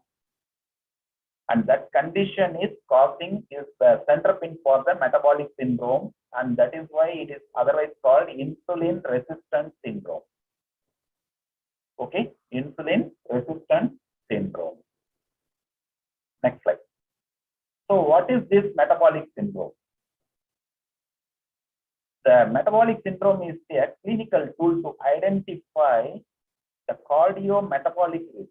So through this tool, we can identify the cardiometabolic risk, primarily by the obesity. Number one, the primary cause is obesity. That one should be invariably present for all the disorders. And secondarily, either diabetes or hypertension or any lipoprotein anomaly or lipid and dyslipidemia whatsoever, but any two of the anomaly along with the obesity. So here I have highlighted some 5 anomalies, the risk factors: Here, invariably, the first risk factor, abdominal obesity, will be present for all the metabolic syndrome causing diseases, and other four factor, any two can accommodate. Any two can join with the hand with the obesity. So then it will be a respective metabolic syndrome causing disease, whether it is arthritis or type 2 diabetes or cardiovascular disease or PCOD, so that is a polycystic ovary syndrome, whatsoever. Next slide. So internationally, the metabolic syndrome is defined in many organizations, say IDF, WHO, then European group for study of insulin resistance, then US National Cholesterol Education Program, and American Heart Association. All these having the similar finding, similar outcome, which I depict in my next slide. According to the National Cholesterol Education Program, NCEP. So next slide. So in that NCEP, National Cholesterol Education Program, the ATP is nothing but the Adult Treatment Panel. So here they define the metabolic syndrome with the words of DROP, D-R-O-P, D for the dyslipidemia and R for the insulin resistance, O for the obesity and the blood pressure. So here there are 5 parameters we are gauging or we are analyzing for the risk, whether it is hypertriglyceridemia, then low HDL cholesterol, then fasting glucose. Fasting glucose is of 2 types. One is the impaired fasting glucose and impaired glucose tolerance. And the fourth one is the abdominal obesity, that is the waist circumference. Through the waist circumference, we measure the abdominal obesity. Of course, the obesity of 2 types. One is the physiological obesity and another one is metabolic obesity, but I don't want to enter much into that. And the last but one is the blood pressure. So all the parameters are increased except the HDL. Next slide.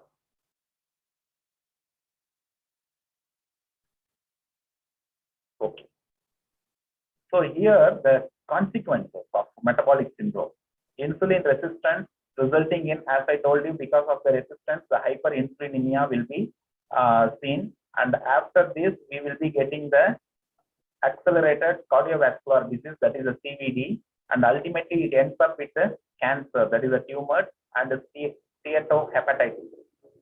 Steatohepatitis is a fatty liver, non-alcoholic fatty liver, and the polycystic ovary syndrome. These are one of few examples of insulin resistance causing diseases, that is the so-called metabolic syndrome diseases. Next. Next.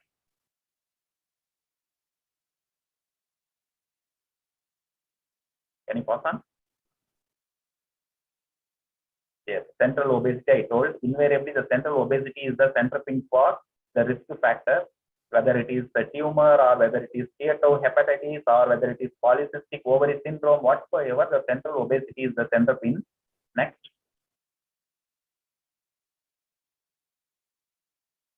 That means make it fast.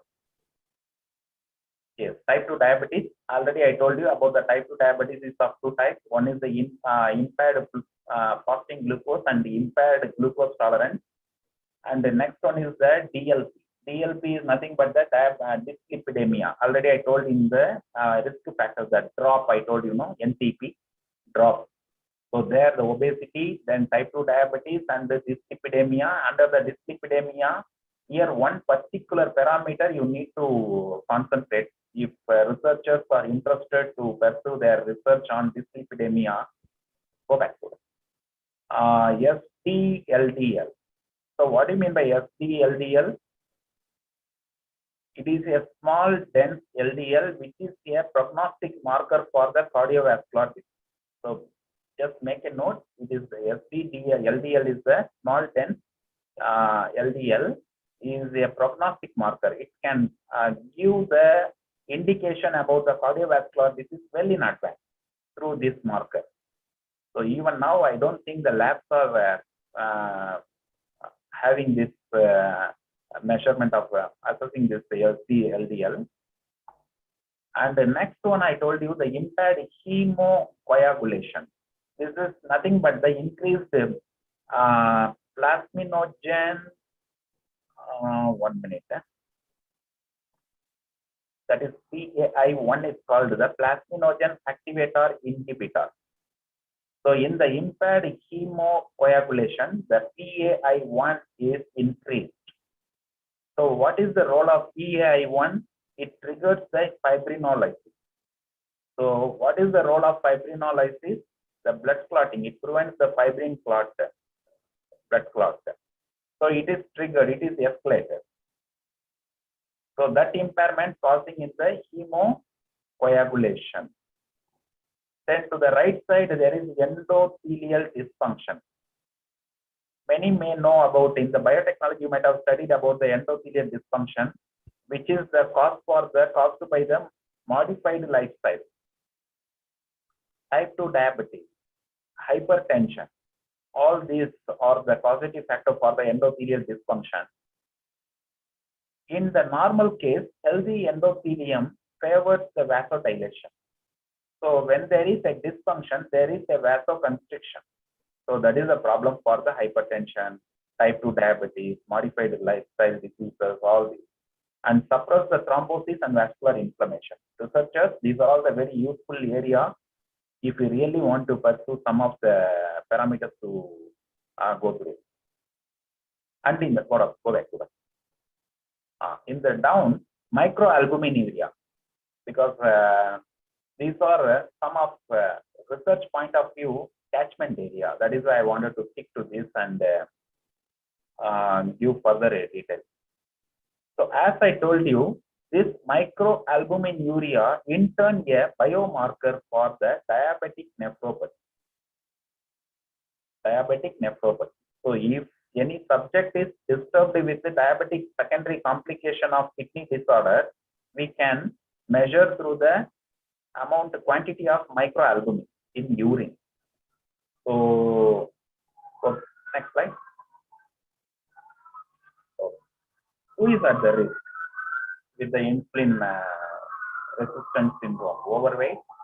Just excuse me, because my campus is just opposite to the government hospital, because it is the medical faculty. So every 2 minutes or 3 minutes, you will get the ambulance siren. It is not noise, it is siren. So risk subjects for the insulin resistance syndrome, overweight. Then it is 40 age above 40, and the family history of any lifestyle diseases like hypertension, atherosclerosis, that is a cardiovascular disease, or the type 2 diabetes, all this. Next slide. Here again, I wanted to reiterate. In the beginning, I told you you should less stress the word stress. Here, because of the stress, the insulin resistance is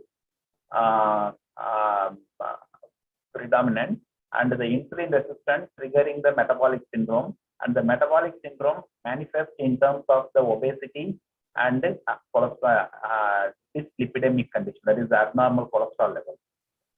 See, if you see, it is one way, it is forward from the stress up to the obesity, but again it is a vicious cycle. It can again reverse also. From the obesity, again it can revert back to the insulin resistance, and from the insulin resistance it can stimulate the stress. So stress is not, don't think that stress is you invite. Even through the hormonal imbalance, you can invite the stress. That is why in the hypertension people, even if they are very normal, because of the hypertension, they get stress. So it is either way, it is reversible. That is why one should less stress the word stress, then only the insulin resistance will be normal, and the so-called metabolic syndrome and other fatal things you cannot attract much earlier. Okay, next. Okay. So coming back to the controllable risk factor, here already I told you ABCD. One is the activity, physical activity. See, one should control their tongue as well as free their leg. So diet and body weight one should control, one should activate, as well as smoking and alcohol abuse we should prohibit. Our level of sunlight. See, it is a novel finding nowadays. The diabetes is linked with the type 2 diabetes is correlated with the sunlight and the vitamin D. How? We can go to the next slide, then you will get some idea. Say a subject is deficient with vitamin D, the insulin resistance will cause. So because of the insulin resistance, the diabetes is caused. And because of the insulin resistance, again, there is the beta cell destruction. As I told you, the beta cell burnout. Don't forget that word, beta cell burnout. And because of the beta cell burnout, our glucotoxicity and the lipotoxicity, again, it is in turn resulting in the diabetes. So the vitamin D is also a crucial factor to discuss about the type 2 diabetes. Next slide.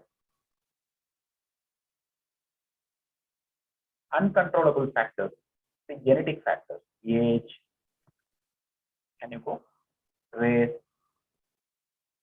then ethnicity, gender, heredity. All these are the uncontrollable. We cannot control that because the age you cannot control, race you cannot control, gender you cannot. Certain genders are highly prone, certain races are highly prone, certain heredity, parental tribes transmitted means then we cannot control. We cannot avoid that particular metabolic syndrome. Next slide. Prevalence. Here, almost 1/4, every fourth individual in a population of Southeast Asia and Asia in India is affected from the metabolic syndrome, any one disease of matter. And almost 1:1 after the age, crossing the age of 40, almost 50% are affected. That is every 1:1. Every out of 2, 1 will be affected after the age, crossing the age of 40. Next. And the prevalence is much escalated, 67%. So it is a dreadful thing that we cannot accept. Okay, next. Here, next.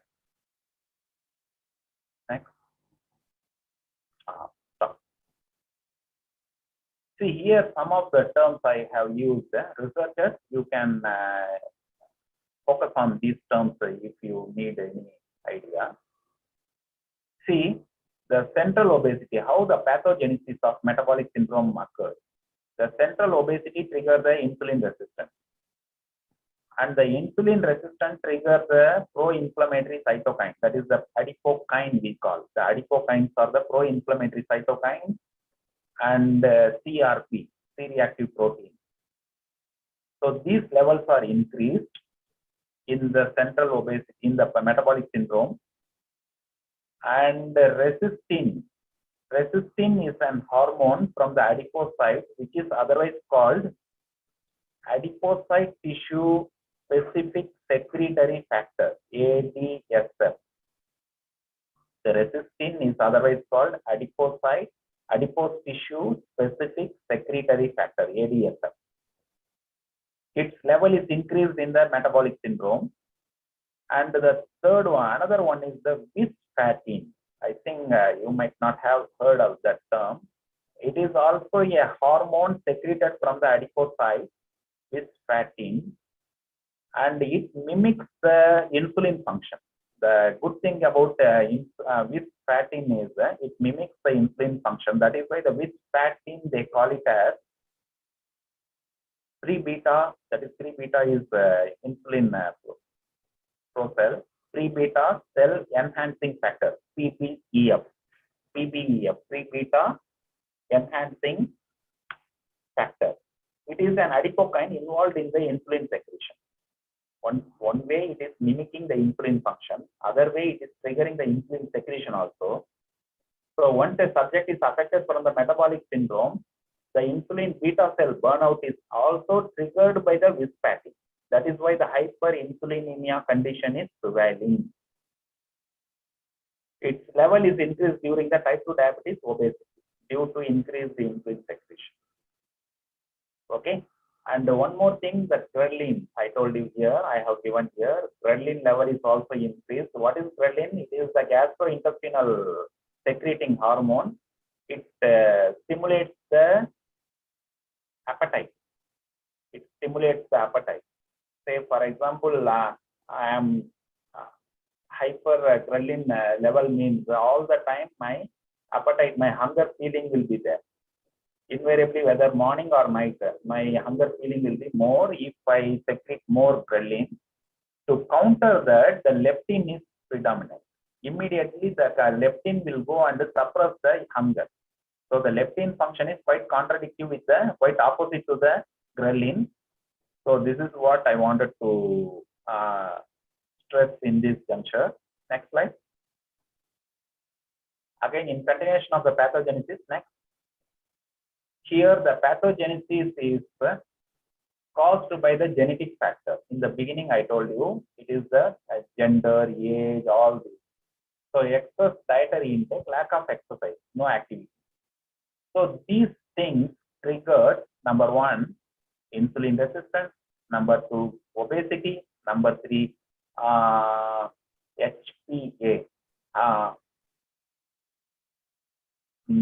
HPA, hypothalamic pituitary adrenaline axis. Hypothalamic, H for hypothalamic pituitary adrenaline axis. So all these diabetic atherogenic dyslipidemia, all these triggering and ends up in the metabolic syndrome.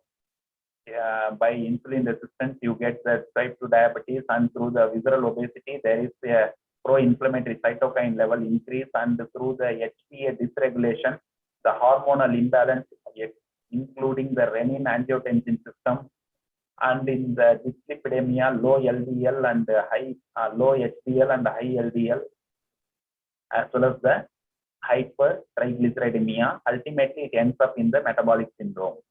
Next slide.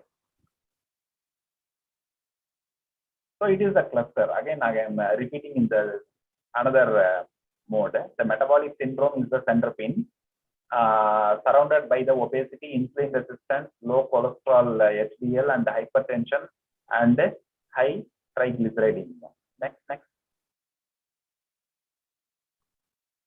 Can pause. So with the obesity, pause. Next. Type 2 diabetes. Next.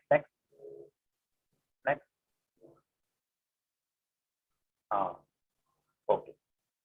So here our point of interest is whether really we have studied the type 2 diabetes, cardiovascular disease, all the disease we have studied. But we are now going to see whether the metabolic syndrome includes the renal dysfunction, the renal failure, or in other way around, is the insulin the culprit for renal dysfunction or the chronic renal failure?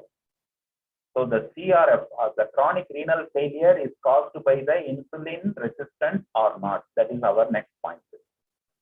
We can see in the next slide. Next slide. Okay. Does metabolic syndrome cause renal dysfunction? Next. Center pin is for the renal dysfunction, excess lipid in blood, hyperlipidemia, and renal lipotoxicity. These two things are the center pin for the renal dysfunction. How come this dysfunction happened? Next slide.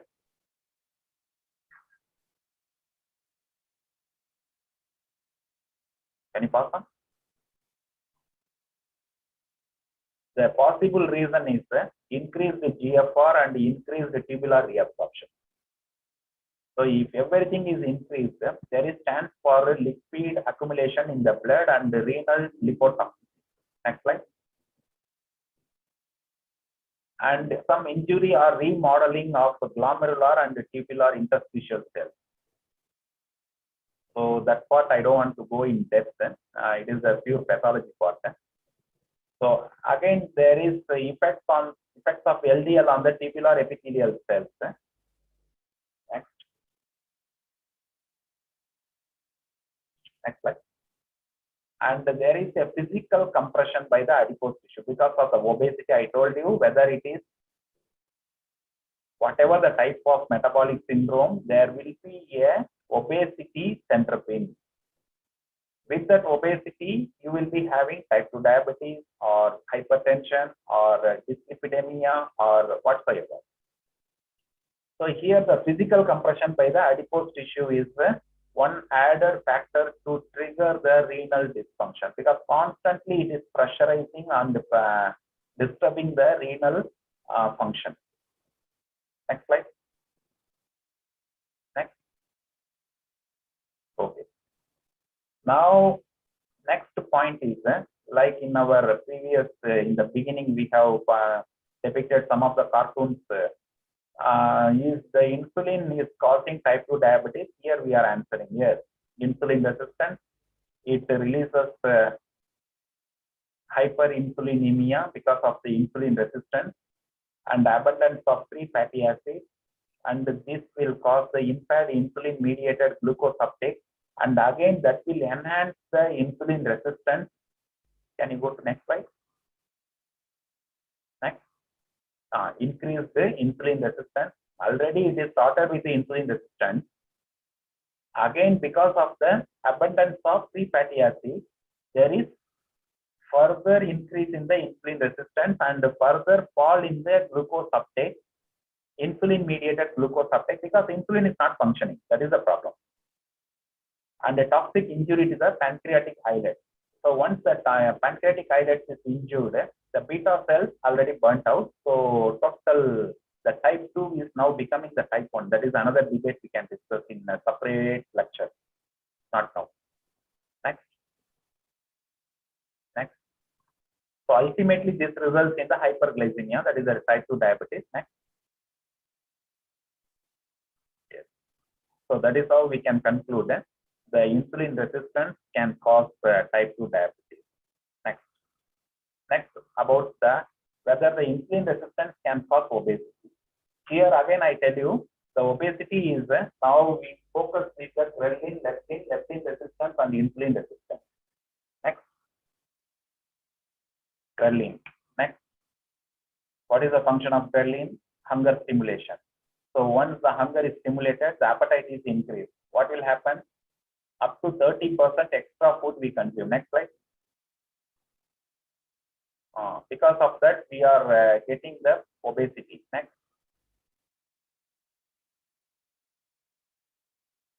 This obesity may hinder the insulin function because of the ghrelemia, increased ghrelin, and excess food intake, that's the fat store, may lead to insulin resistance.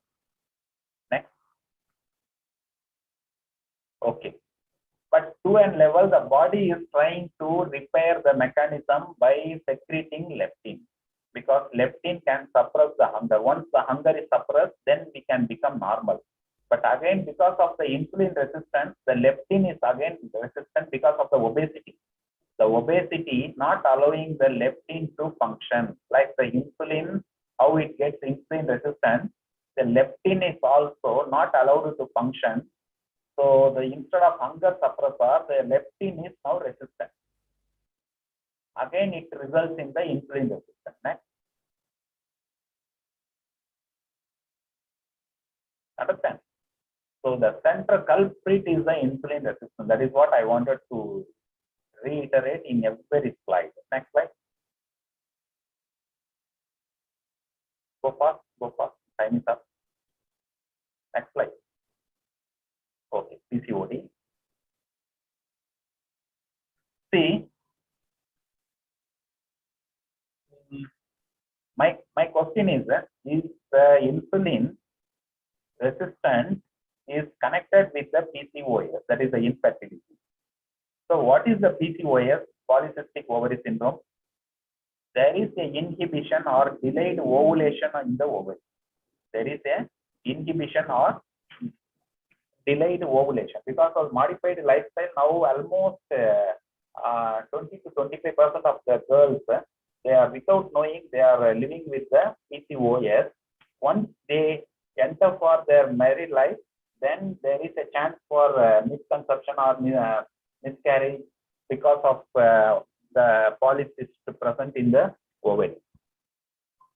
So here, the reason behind is there is a delayed ovulation in the ovary, and there is a multiple immature follicles present in the ovary. That is the principle behind this polycystic ovary syndrome. Next slide. If you see the normal cell, normal ovary, there is a follicle growth we can see in the stage wise in the left side. Primordial follicle, primary follicle, secondary follicle, mature follicle, then ovulation. But in the other side, the PCOS, the development is stopped. There is no maturity. So instead of see, there is no ovulation, means that there is only the primary or secondary follicles will be floating in the ovary. So in multiple immature follicles present. And the reason is increased secretion of male sex hormone prevents the ovulation. So one of the major reasons is increased secretion of male sex hormone, that is the androgen, that which prevents the ovulation. Another reason is it is genetic, inherited. Parental character, it can be transmitted. And insulin resistance is the another cause for this PCOS, insulin resistance. And inflammation. Inflammation is linked to the androgen synthesis. Okay, next slide. Here, the PCOS seems to be little complicated, but I make it very simple. The insulin resistance, it is in the center. The insulin resistance is well connected to the, on the right side, obesity. And the obesity is connected with the hypothalamus. And the hypothalamus is connected with the androgen secretion, that is through the adrenal and the ovary. And the ovary is already inhibited because of the insulin resistance. The ovary is not functioning, that is the so-called ovulation is disturbed. And in turn, because of the insulin resistance, there is excess androgen secretion, that is what is called the hyperandrogenemia, what we said in the previous slide. And these two, cessation of ovulation as well as hyperandrogenemia is the cause for the polycystic ovary syndrome. Okay, next slide. Again, in the different way, the same PCOS and the insulin resistance we are connecting. But here we mean to say there is a strong research finding which connects the insulin resistance and the PCOS through the sex hormone binding globulin. That is what is called the SHBG, sex hormone binding globulin. So the insulin resistance is connected with the PCOS through the mediator sex hormone binding globulin, SHBG. So naturally, the SHBG is a biomarker of PCOS, and the SHBG is related to the insulin resistance. Next slide. I told you, don't get confused. Already I told you there is link between the pro-inflammatory cytokines. The pro-inflammatory cytokines example, it is given in the center. That is what is called the tuber necrosis factor and interleukin 6. Almost in the left and right, if you see muscle insulin resistance, that the pro-inflammatory cytokine function, if it is secreted excess because of the insulin resistance, again it can trigger the muscle organ to favor insulin resistance, and the liver organ to favor insulin resistance, and inflammation, adipose, everything. It is in the myogenesis also. In the myogenesis means in the muscle also, it is disturbing its function of resisting. All these, the prime culprit is insulin resistance, and it is triggering the pro-inflammatory cytokines. Okay, next slide. The insulin resistance, we are connecting with our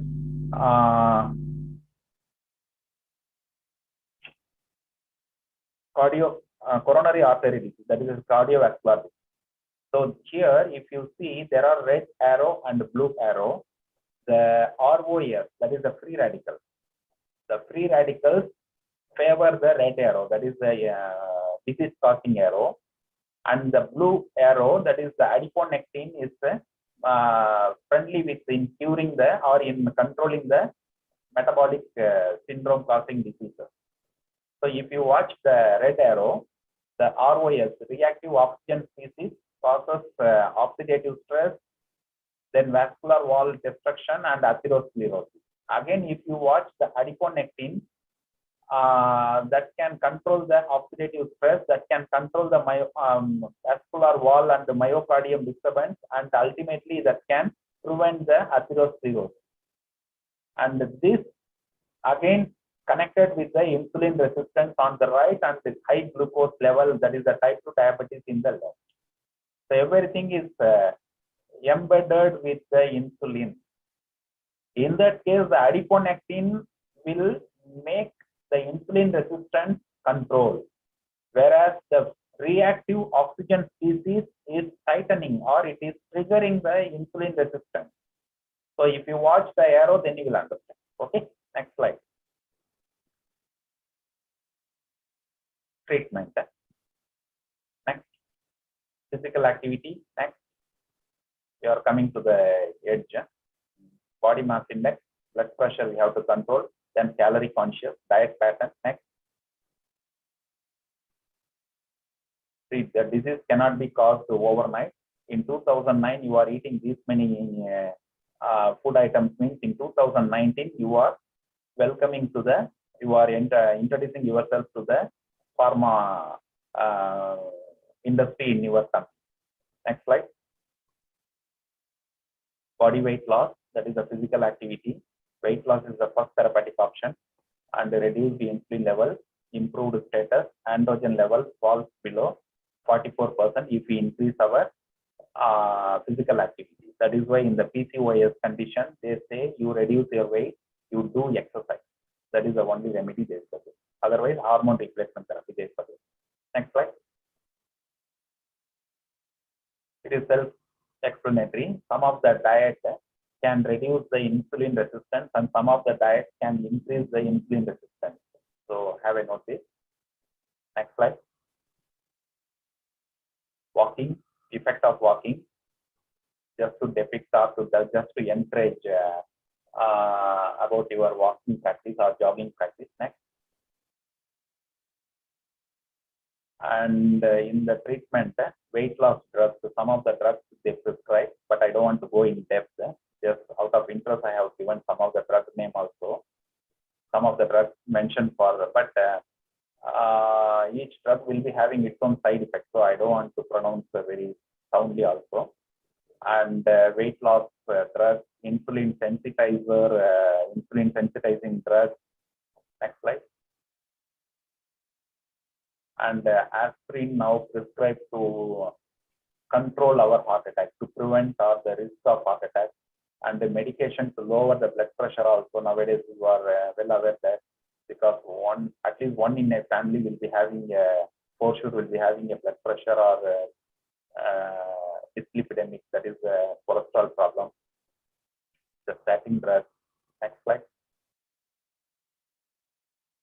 Okay, well, to conclude this, the perception of metabolic syndrome, that is the insulin resistant syndrome, it is like four blind people encountered an elephant and they represent, go first. Next. One researcher say the elephant is like a snake, that is the insulin resistant is the culprit. Another researcher say obesity is the culprit of metabolic syndrome. Another researcher say next, glucose transport is disturbed, that is glucose absorption is disturbed. So glucose is the culprit of metabolic syndrome or insulin resistance. Another researcher say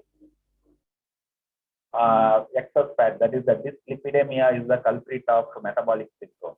So our perception is different, but our focus, that focus and our focus is very important. That is what I mean to say. Our mind and focus decide your research outcome, whether you are focusing on dyslipidemia is the culprit, or whether you are focusing on glucose is your culprit, or whether you are focusing on some other parameter, or you are focusing on some novel parameter which nobody has put forth. So your focus and the mind is very important as a researcher. This is my final advice. Next slide. Just pass. This is to encourage the forum about our publications and the books. Just pass. Make it fast. Make it fast.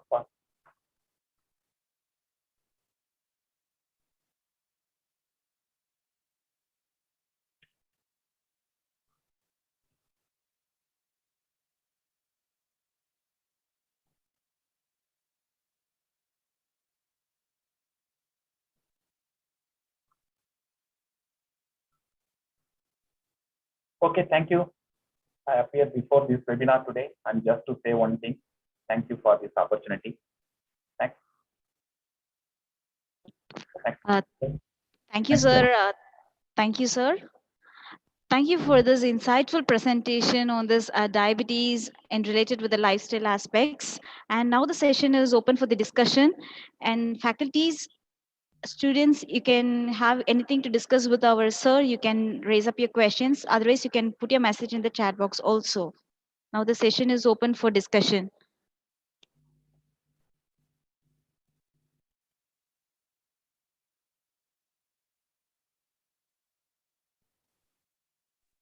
Good morning, sir.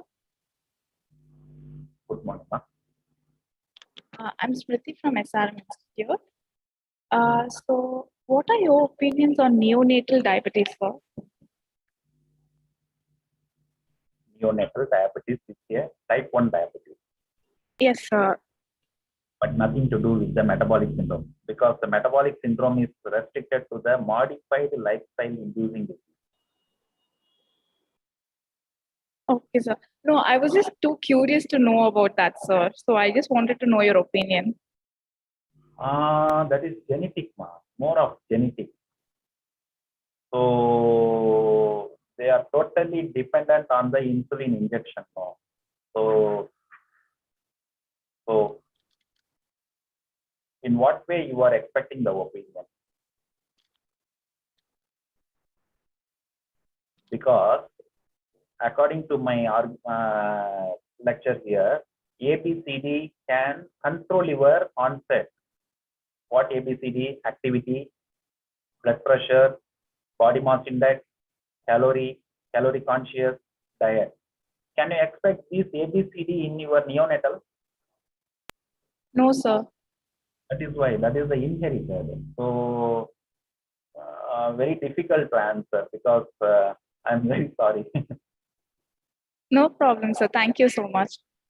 Totally, the subject is dependent on the insulin, insulin dependent. Okay. Almost beta cells, no beta cells. Here we are having beta cells, we are trying to destroy, again we are trying to regenerate, that is our area. But in type 1, already it is totally the beta cell is nil. Okay, sir. Okay. And thank you, sir. Welcome. The PCOS, in the beginning, it is not cancerous. If we leave it as it is, then it may lead to cancer. That is why early diagnosis is far better. That is why I was giving so many predictive markers and the prognostic things and diagnostic, at least I want the diagnostic things. As and when, say as a parent or as a student or as a subject, any girl is facing any menstrual problem continuously for more than 6 months, then she has to have thorough health checkup about the PCOS. whether it is really PCOS or some other hormonal disturbance. So if we leave it for some 10 years, 15 years, then in our even 5 years, depend on the severity, then it may lead to cancer also. Good morning, sir. Morning, ma. This is Madhumita from SRM, sir. I have a question, sir. Is insulin resistance the same as diabetes also, sir? Insulin resistance? As same as diabetes. Actually, diabetes is part of insulin resistance causing disorder. See, already I told you, metabolic syndrome is otherwise called insulin resistance syndrome, which is caused by the centropin is insulin resistance. And under that, the risk factors, one of the risk factor is the type 2 diabetes, another risk factor is the central obesity. And the third risk factor is the dyslipidemic. Dyslipidemic means the HDL fall and the LDL rise, all. So it is well connected. It is very well connected. No other doubt in it. Okay, sir. Welcome. Thank you, sir.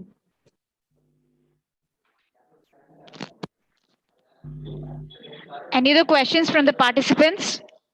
Or we can leave the session. We can end up with the session. If not. Okay, sir. So thank you so much, sir, for your wonderful presentation and for your collaborative things and that you've done it for us. And thank you so much. And now we will end coming to the end of the session. And we have the next session, we have another insightful talk from Dr. Kamsa Suryat Muhammad ma'am. So, sir, we will coming to the end of this plenary session 1, and Suresh sir will contact you, sir. Sir is gone for the meeting, sir. Thank you, sir. Thank you for joining us.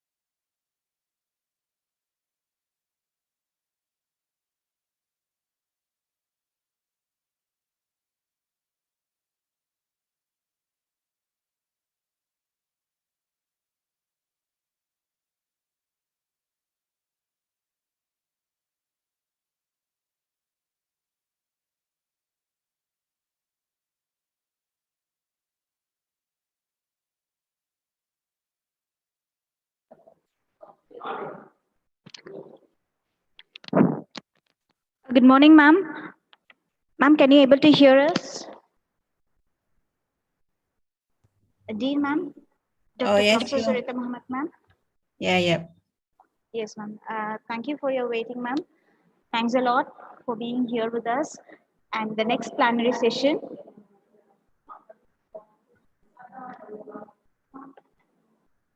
Just a minute, ma'am.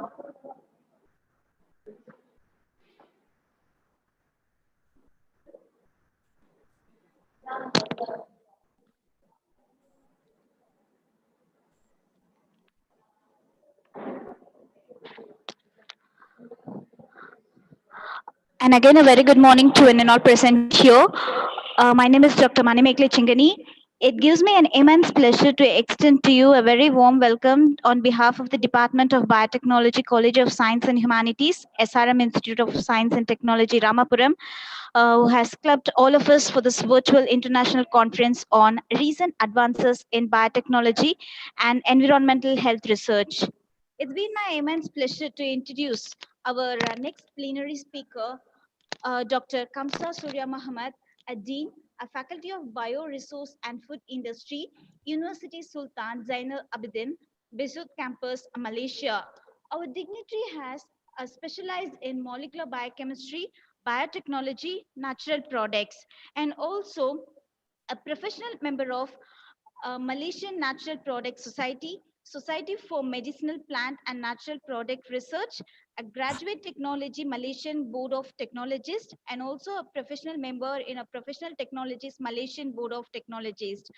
Our dignitary has n number of research grants and more than 67 publications in a reputed journal. Thank you for being with us, ma'am, and we welcome you on behalf of the Department of Biotechnology and as well as the SRM Ramapuram campus. And ma'am is going to be present on the regulation of a nuclear transport factor by post-translational modification. Okay. Thank you very much. May I begin now? Yeah? Yes, ma'am. Yes, ma'am. Yes, ma'am. Absolutely, ma'am. Yes, ma'am. Okay. Thank you very much, Dr. Manu Magalai, for your kind introductions. And also thank you to the organizing committee for inviting us to your conference, RABEHR 2021. And I hope today I would like to share some of our works in collaboration with two other universities in United Kingdom and also in China. And I hope there is people in biotechnology that likes cell biology, so that because that's one I'm going to share with you today. Okay. Yes, ma'am. So the title of my presentations, I changed a little bit from the one that I gave to you earlier. So the title will be the regulation of the nuclear transport factors by post-translational modifications and the mechanism in metatic spindle assembly. Right. So today I would like to talk about my favorite proteins, which is the RAM protein. RAM protein is a 25 kilodalton protein of the RAS superfamily. So hope for the student who can still remember the biochemistry class, right? And the RAS superfamily is a small GTP binding protein. It's a soluble protein which is predominantly nuclear proteins. What is important about this protein is it exists in two states, which is you can see here GDP and also GTP. So GTP is an active form, high energy forms, and it's interchanging by regulated proteins. So you can see the conversion between from GDP to GTP is by the protein called RCC1, and also the conversion from run GTP to run GTP is facilitated by the factors of run BP2 and run BP1. All right. So why run system is important? Because it's involved in lots of function in cells. So in the era of we right now that we are trying to find specialized medicine, especially for cancer and other disease that involve chromatin or chromosome dysfunctions. So we need to understand the mechanism, or we need to identify the factors that are responsible for regulations of the cell divisions, for example. So RAN system have lots of functions, whether in the interface, which is involved in nuclear transport, which mainly what we are going to talk about today, and also in mitosis. So it's involved in mitotic progressions, involved in spindle assembly, nuclear envelope assembly, and almost all the process that involve in cells. All right. So nuclear transport. So we know that just now I show you there's a function of RAN. So RAN is actually a master regulator for nuclear cytoplasmic transport. So if you can remember from your biochemistry class that nuclear transport involve the transport of the micromolecule and macromolecules. For the micromolecules, like gases or very small molecule, less than 20 kilodalton, they just can pass through the nucleoporins. Here is the nucleoporins here. And for the macromolecules, you need to interact with the receptors. So receptor then interact with the all.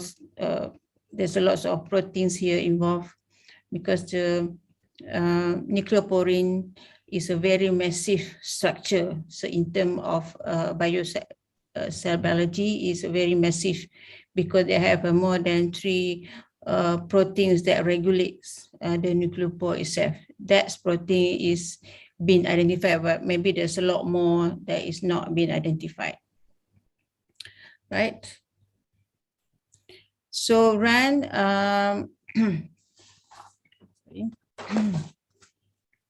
so RAN mediate nucleocytoplasmic transport through receptors that we call carioporine receptors, such as symphontins.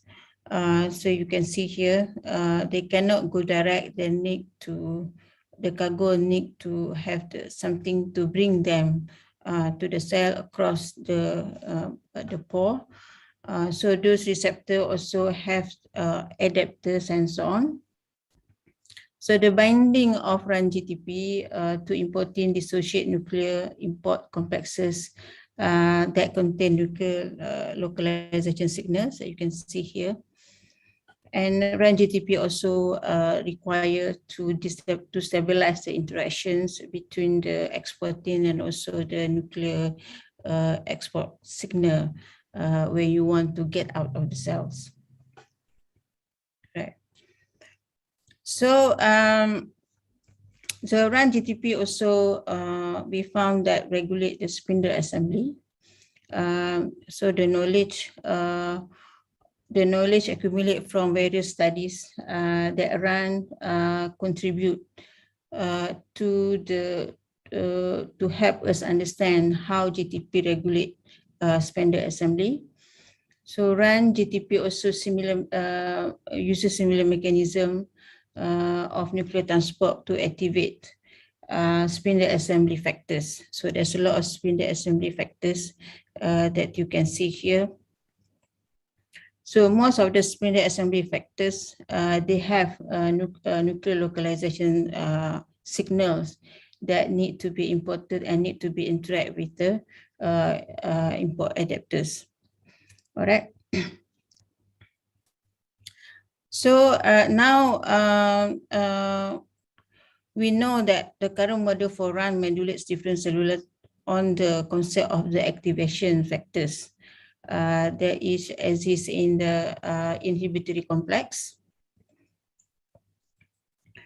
With transport receptors such as carioporine, it could be important beta family members, which are relieved and activated by RAN-GTP in spatial or temporal manner. So it means to be there at the specific time and space. So the question that we have is the carioporine beta behave the same manner when GTP is not available in the low concentrations. So we still need to find the mechanism if the GTP is in very low concentrations.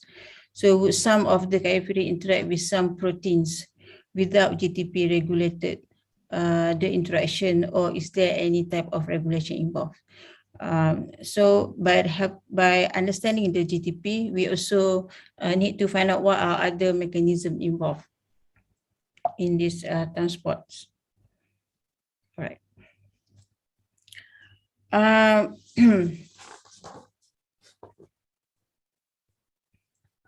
So we know that the nuclear transport is regulated by several mechanisms, including post-translational modification of the nuclear localization signal cargos.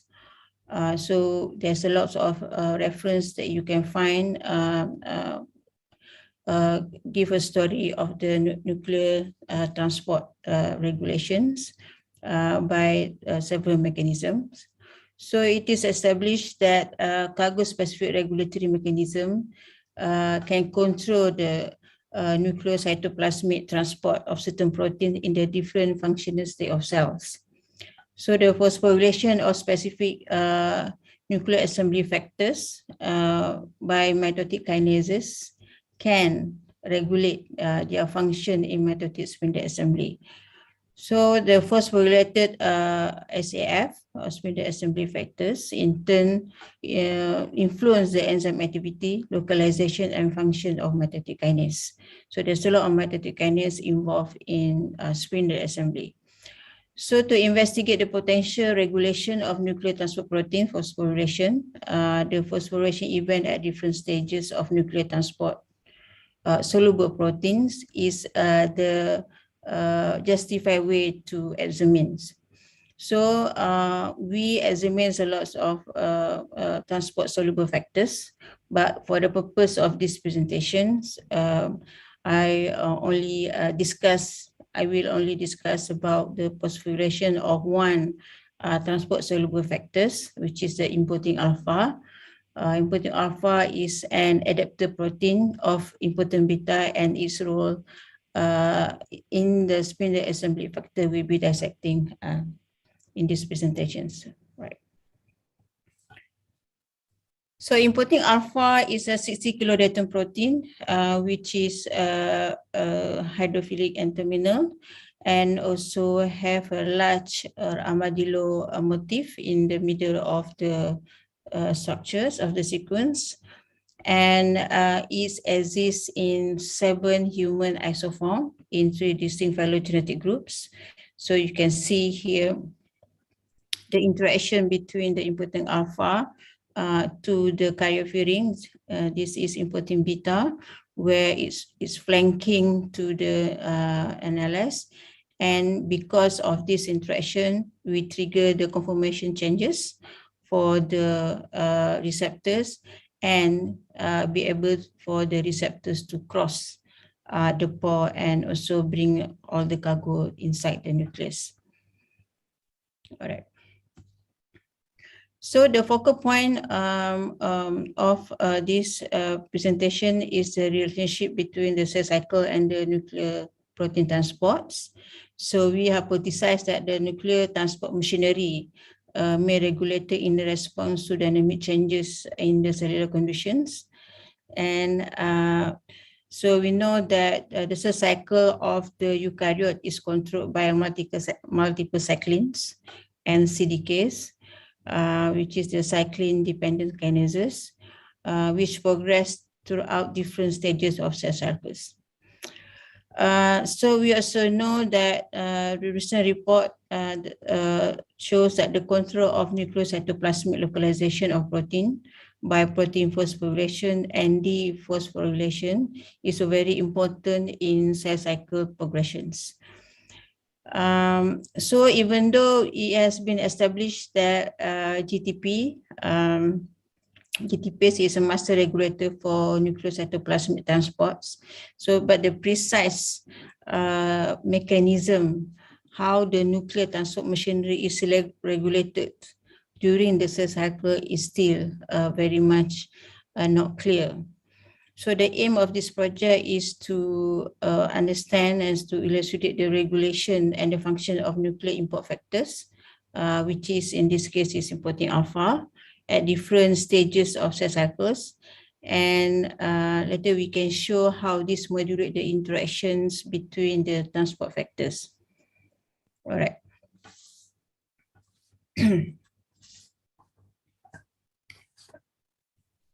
All right. So firstly, when we want to study a proteins, we need to determine their indigenous expressions. So you can see here, importing alpha during the asynchronous or during the interface when the cell not dividing. When the cell not dividing, the expressions of the protein is much lesser compared to the when the cell in mitosis.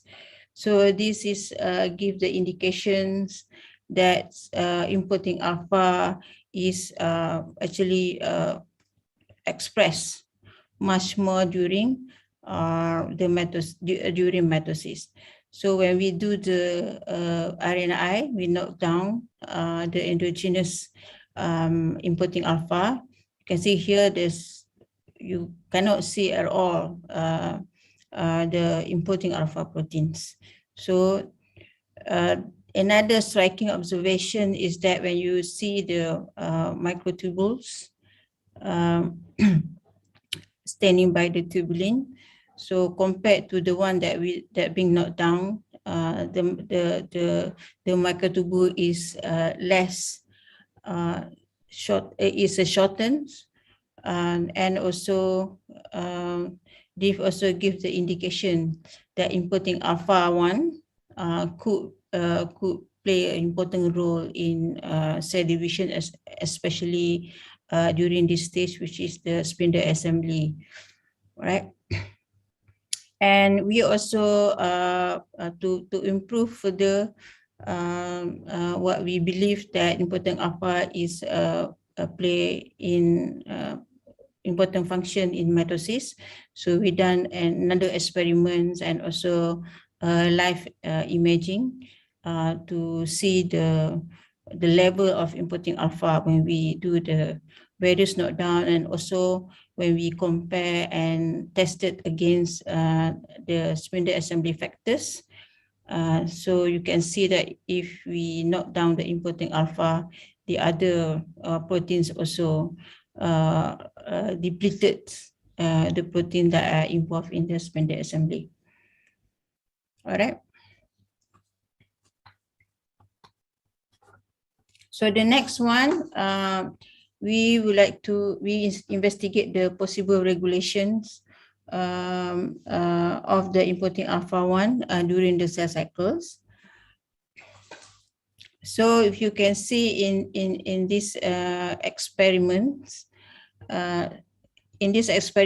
cells were blocked at the G1S stage with the thymidine block, the THY, and then or in mitosis using the nocodazole, followed by the release into the cell cycles. So we use the special gel. So maybe some of you are familiar with the cell biology. Normally we use STS-PAGE and do the Western blot to monitor the level of the protein expressions. So we use the same thing, but instead of use the normal STS-PAGE, we use the post-stack STS-PAGE, which is the special reagent. So this type of gels will show you if there is phosphorylations occur in that cells. So you can see here, compared to the normal gel and the post-stack STS-PAGE, you can see there's a difference. So there's something there for the importing alpha 1 when they are blocked in the mitosis.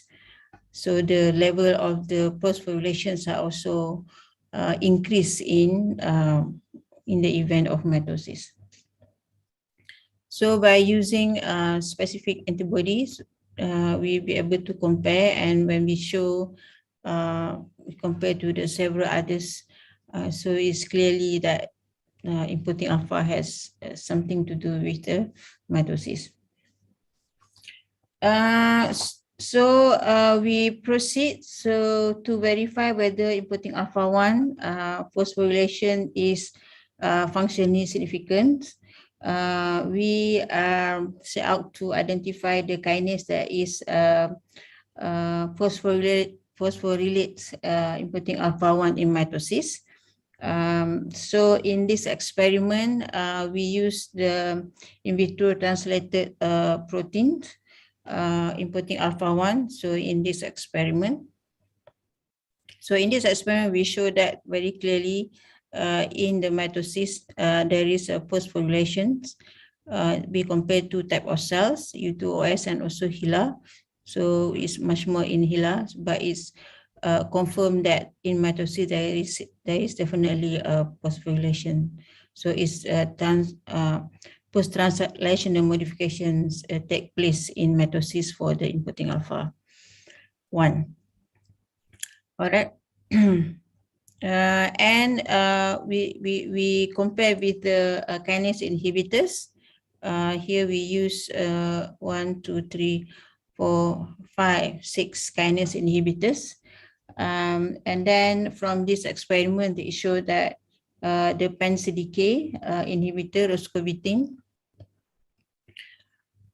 here, roscovitin and propranolol, as well as CDK1 inhibitor, CDK1 inhibitor, this one, effectively block phosphorylations. So we no longer see the phosphorylation of these 3 inhibitors. So these are CDK1 inhibitors. So from this data, we can say that most probably CDK1 is the one that responsible for the phosphorylation of the inputting alpha.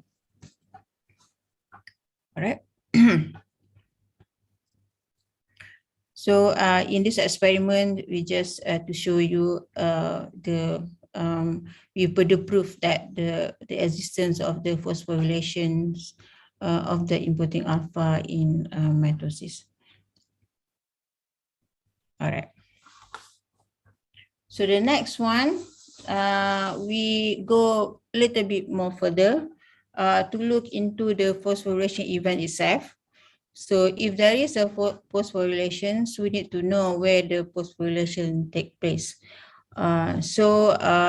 In here, when we do this, is 2, you can see maybe faintly here, you can see there's this 2 bands, because this chair is very hard to do. So we do a lot of times. So we always say 2 bands. So we think that maybe there's this 2 sides of phosphorylations takes place in the inputting alpha in mitosis. So when we do the bioinformatic studies, so based on bioinformation analysis, we choose to focus on 2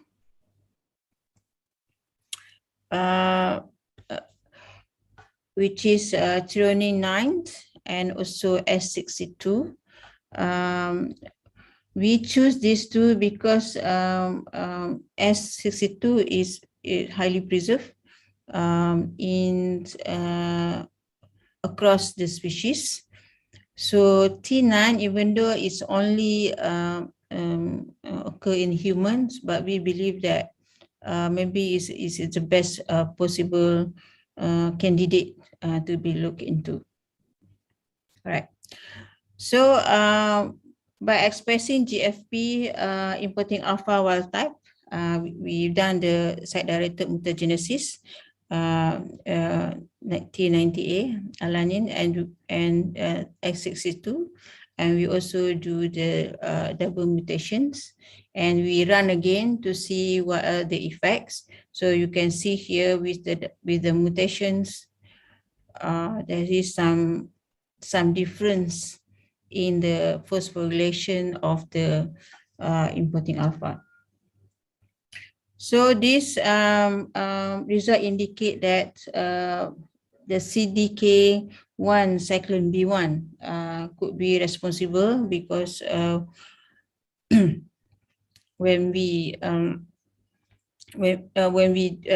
do all this blot is very clearly it's go away when the site is being destroyed. So that we think that there is definitely CDK1 that is responsible for the phosphorylation of inputting alpha at 2 sites, which is T9 and S62. So the next one, to test whether the phosphorylation of the inputting alpha, and we disrupt the interaction of importing alpha, importing beta, and also the nuclear localization signals, which is contain the spindle assembly factors. So to test this, we transfer HeLa cells with GFP importing alpha and its mutants. You can see in this experiment. And we also block with the different spindle assembly factors, see whether there is any effects. You can see in the slide very clearly that the interaction with the importing beta and 3 SAF that have been tested is actually being reduced in mitosis as a result of the transfection of the GFP importing alpha and its mutants. So this result suggests that the phosphorylation of importing alpha-1 at the T9 and S62 sites by CDK1 cycling B1 in the mitosis reduce the binding of importing alpha-1 to importing beta and its substrate.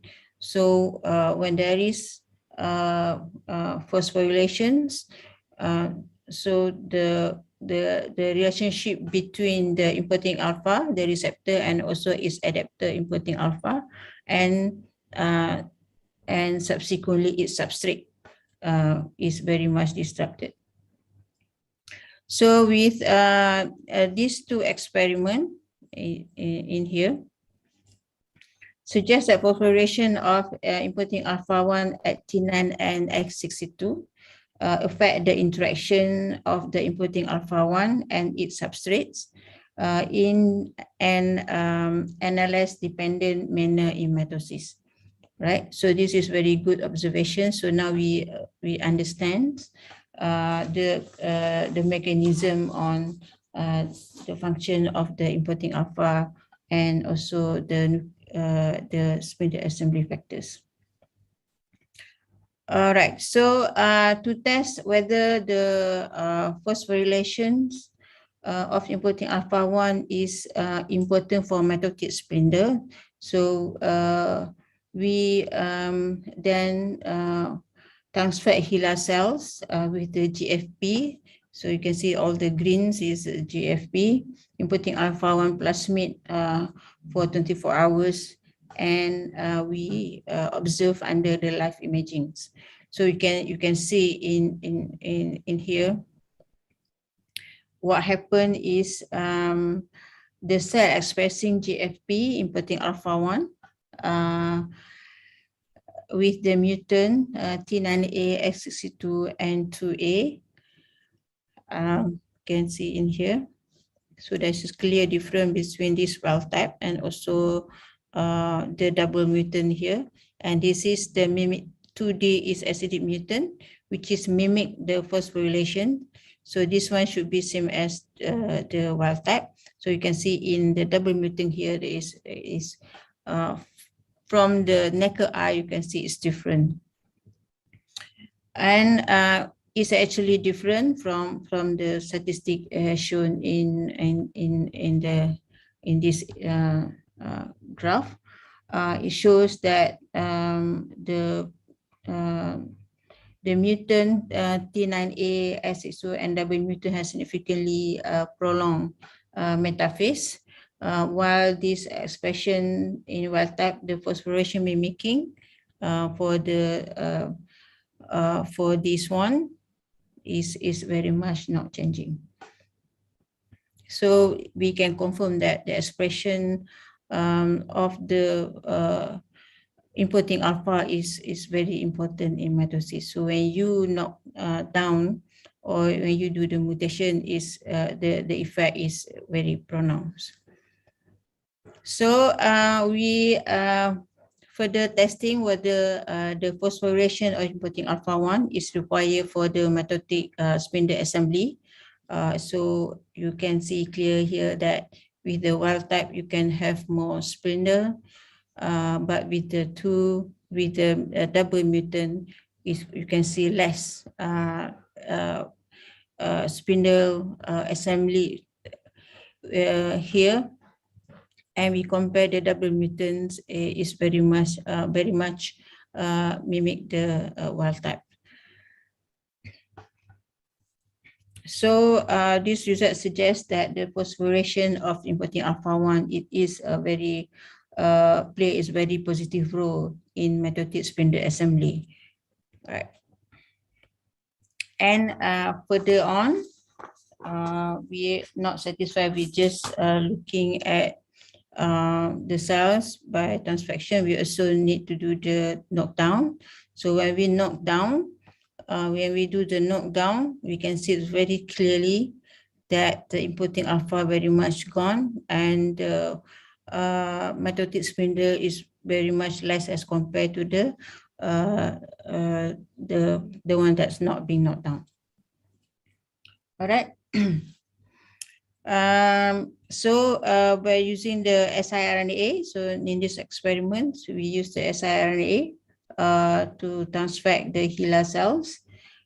So we measure the fluorescent intensity, and we also measure the length of the spindle, and we can see that the lengths also have a significant reductions with the mutant, especially in the double mutants. All right. So this is further give us further evidence that the importance of the phosphorylation of importing alpha-1 for the mitotic spindle assembly. All right. For this slide, is very much the same as the previous experiment. So for this one, we compare with the spindle assembly factors, importing beta, KFC1, and TPX2. So whether the importing alpha-1 phosphorylations is important for the localization of the SAF. So you can see if we note down the importing alpha-1, so you can see the effects on the spindle assembly factors itself. So this is again enhance our knowledge on the our knowledge that the phosphorylation of importing alpha is very much important and regulates the spindle assemblies. All right. So as a conclusion, I only have 70 slides. For the conclusions, from our finding that we suggest a model for the dual control of the importing alpha, regulated mitotic assembly by RAN-GTP and CDK cyclin B1. So the chromatin localized guanine nucleotide exchange factor, RCC1. All right, here. Generates GTP at the chromosomes, providing a special signal for the spindle assembly. So when the signal is generated by RCC1, the phosphorylation of importing alpha-1 by CDK cyclin B1 attenuates the interaction of the importing alpha-1 with the importing beta. You can see over in these sites. Promoting the release of the nuclear localization signal containing spindle assembly factors from the importing alpha. So you might ask, because you see the last slide, so you might ask why we need to understand how what is the mechanism, what is the mechanism of the receptors of the protein that is transport the molecule from the cytoplasm to the nucleus. Because if we want to create, or if we want to develop new personalized medicines, we need to know what to target. So if we understand the mechanism behind the regulations of the certain proteins, especially in regulation the cell divisions, such as spindle assembly factors. So we can then, especially in the cancer cell, we can then target that particular transport, whether to enhance or to abolish the transport of some molecules that have some signal that can transport some drugs or kinase inhibitors or anti-cancer inhibitors or some sort that can maximize the effect of that particular personalized drugs.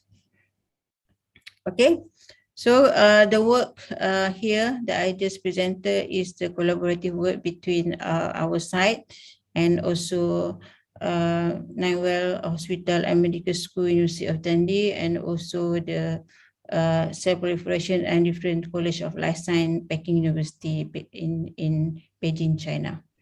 Okay, with that, thank you very much. So we welcome you all to Malaysia and to Terengganu and to our faculty. So thank you very much. Thank you, ma'am. Thank you so much. Actually, the presentation was incredible, and especially I was so interested in the, important alpha-1 phosphorylation and further how it was the regulation was happening actually. So I'm so interested in this topic, and it was so insightful for us. And now the session is open for the discussion. You can start if you have any participants, if you have any questions that you can raise up, or you can put your message in the chat box also.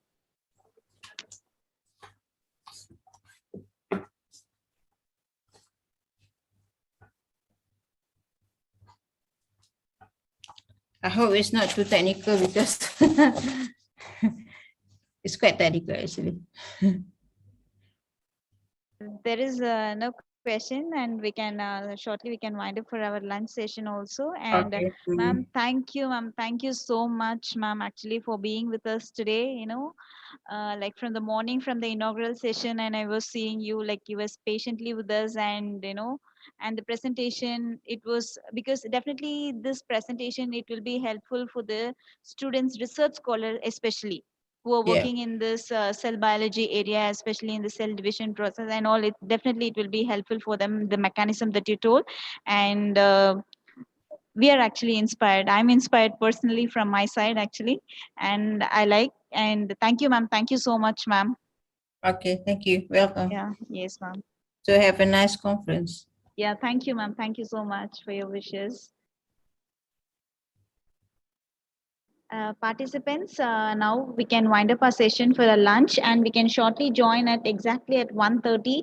And we have some more, a very good insightful presentation is waiting for us, and we will shortly join us at sharply at 1:30. Participants, you can leave the meeting.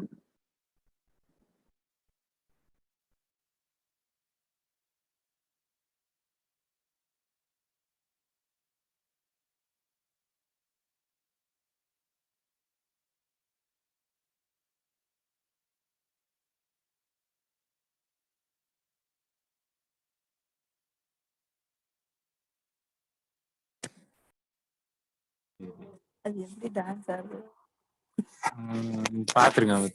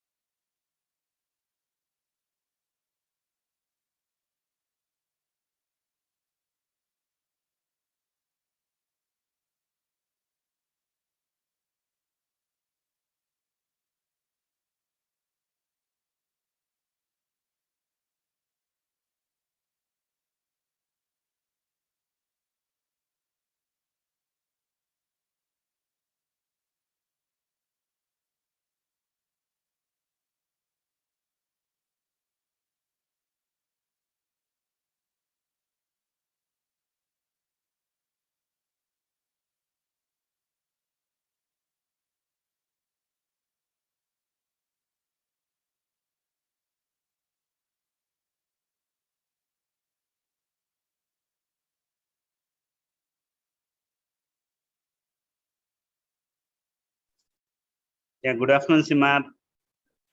Hope you are doing good. Good afternoon. Yes.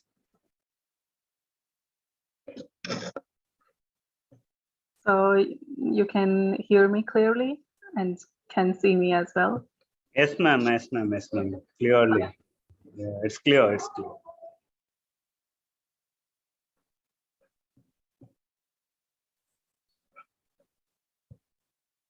So I have to wait before I would Yes, start? ma'am. Yes, ma'am. Please, you have to wait 5 more minutes because participants were joining now.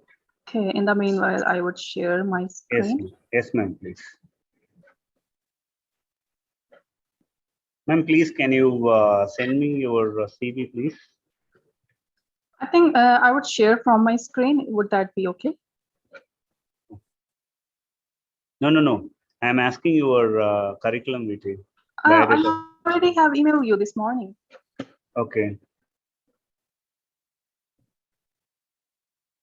I received the email pretty late last night, so I emailed you in the morning. Yeah. Okay, ma'am. Okay, ma'am. Yeah. Thank you.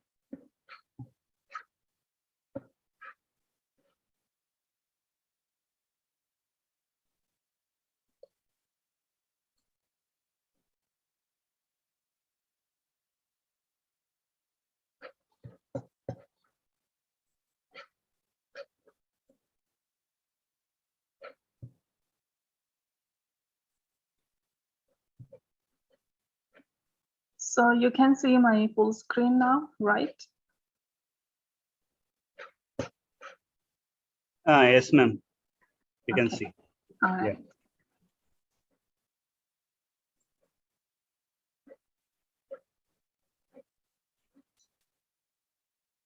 So I would have like 30 minutes, or how much time I would have for my presentation? Ma'am, another 5 more minutes. No, Sorry. I mean after I start. Yes, ma'am. Yes, ma'am. Yes, ma'am. I will have like 30 minutes. Yes, ma'am. Please, you can.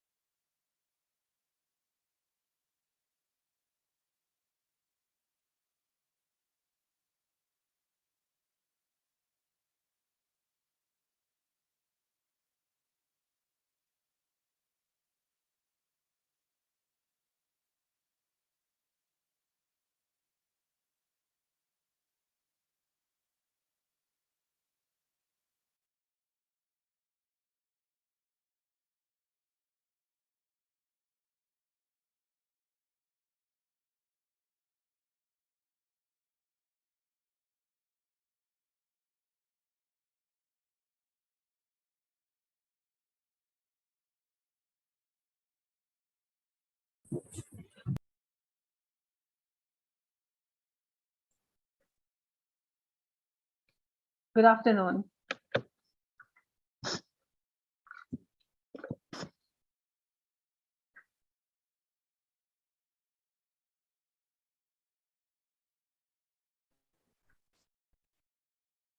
A very good afternoon, ma'am. Good afternoon, dear.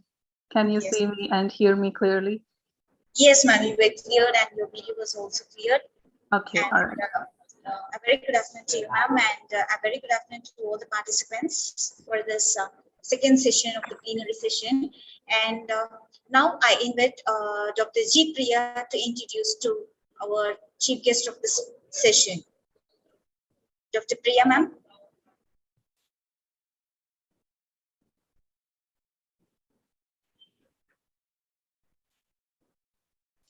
Yes, ma'am. Yes, ma'am. Now we can start the session. Kindly introduce our today's chief guest for the session.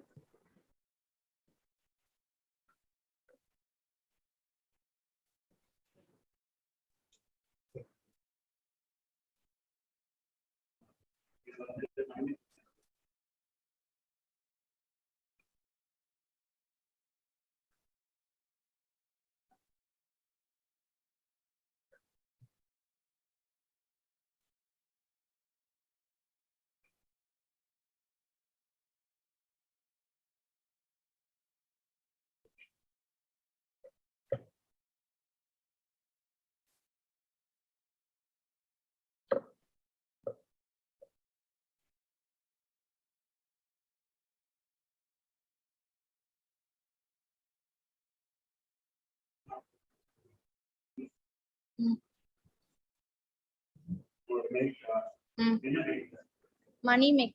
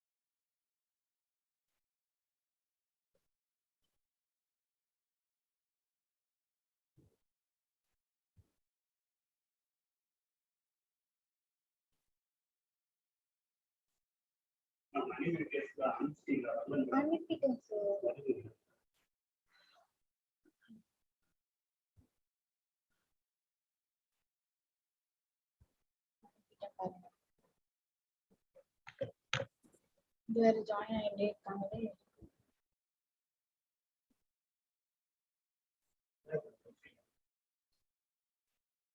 இப்ப resin கொடுத்தா எப்படி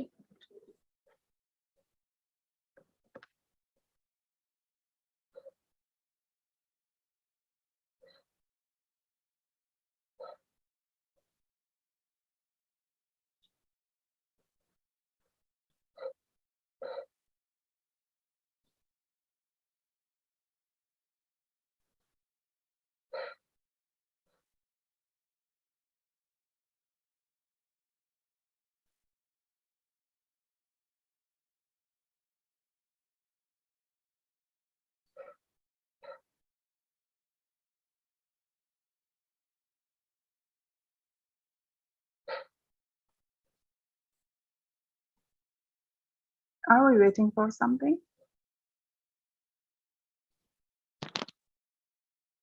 A very good afternoon to one and all again. And ma'am, we are extremely sorry for this technical issue that we were facing.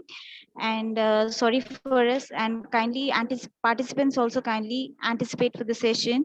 And we'll continue with the session. Thank you, ma'am. Thank you for joining with us. And for second half of the session, like the afternoon session of this plenary session, now we have our guest, Simap Khanwal, ma'am. She is a research fellow from the Faculty of Pharmaceutical Science, Chulalongkorn University, Thailand, and also a visiting lecturer in Mahidol University International College, Thailand. And I'm so happy to welcome you, ma'am, for this afternoon session. And it's my pleasure to introduce our today's chief guest. And along with that, and ma'am is a postdoctoral fellow in Chulalongkorn University, Thailand, and funded by the Second Century Found Chulalongkorn University for the period from the July. And also, ma'am was a postdoctoral fellow from Mahidol University.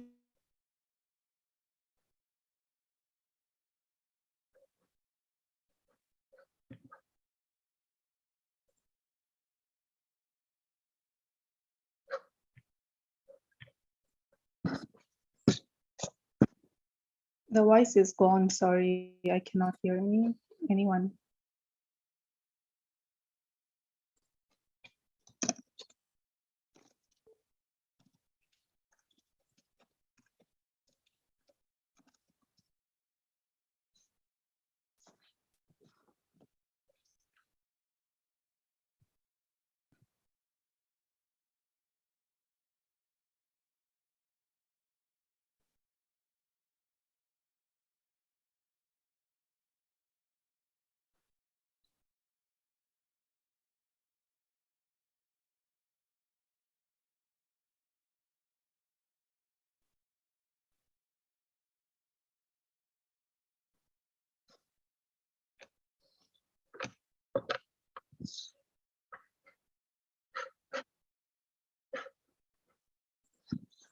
I cannot hear anyone.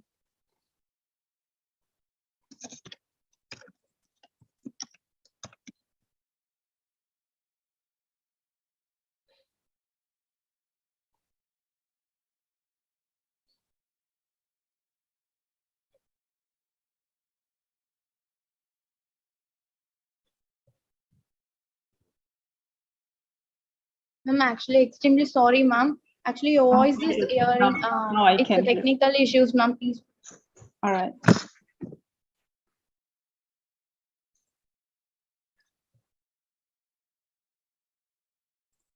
So I'm not sure. May I start now? I cannot hear anyone.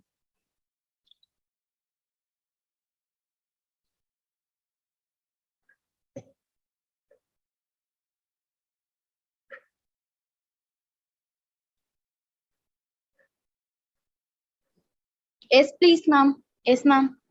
All right. Yes. Good afternoon, dear students, colleagues, and researchers. It is really a pleasure to join you for this international conference on recent advances in biotechnology and environmental health research.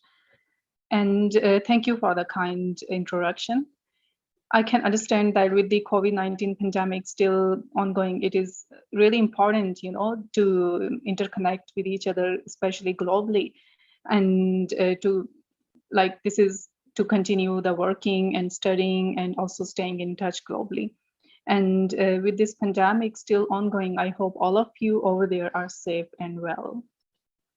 So without further delay, I would like to start my talk on the topic of recent progress and perspectives on the wind toxin as potential anti-cancer agent.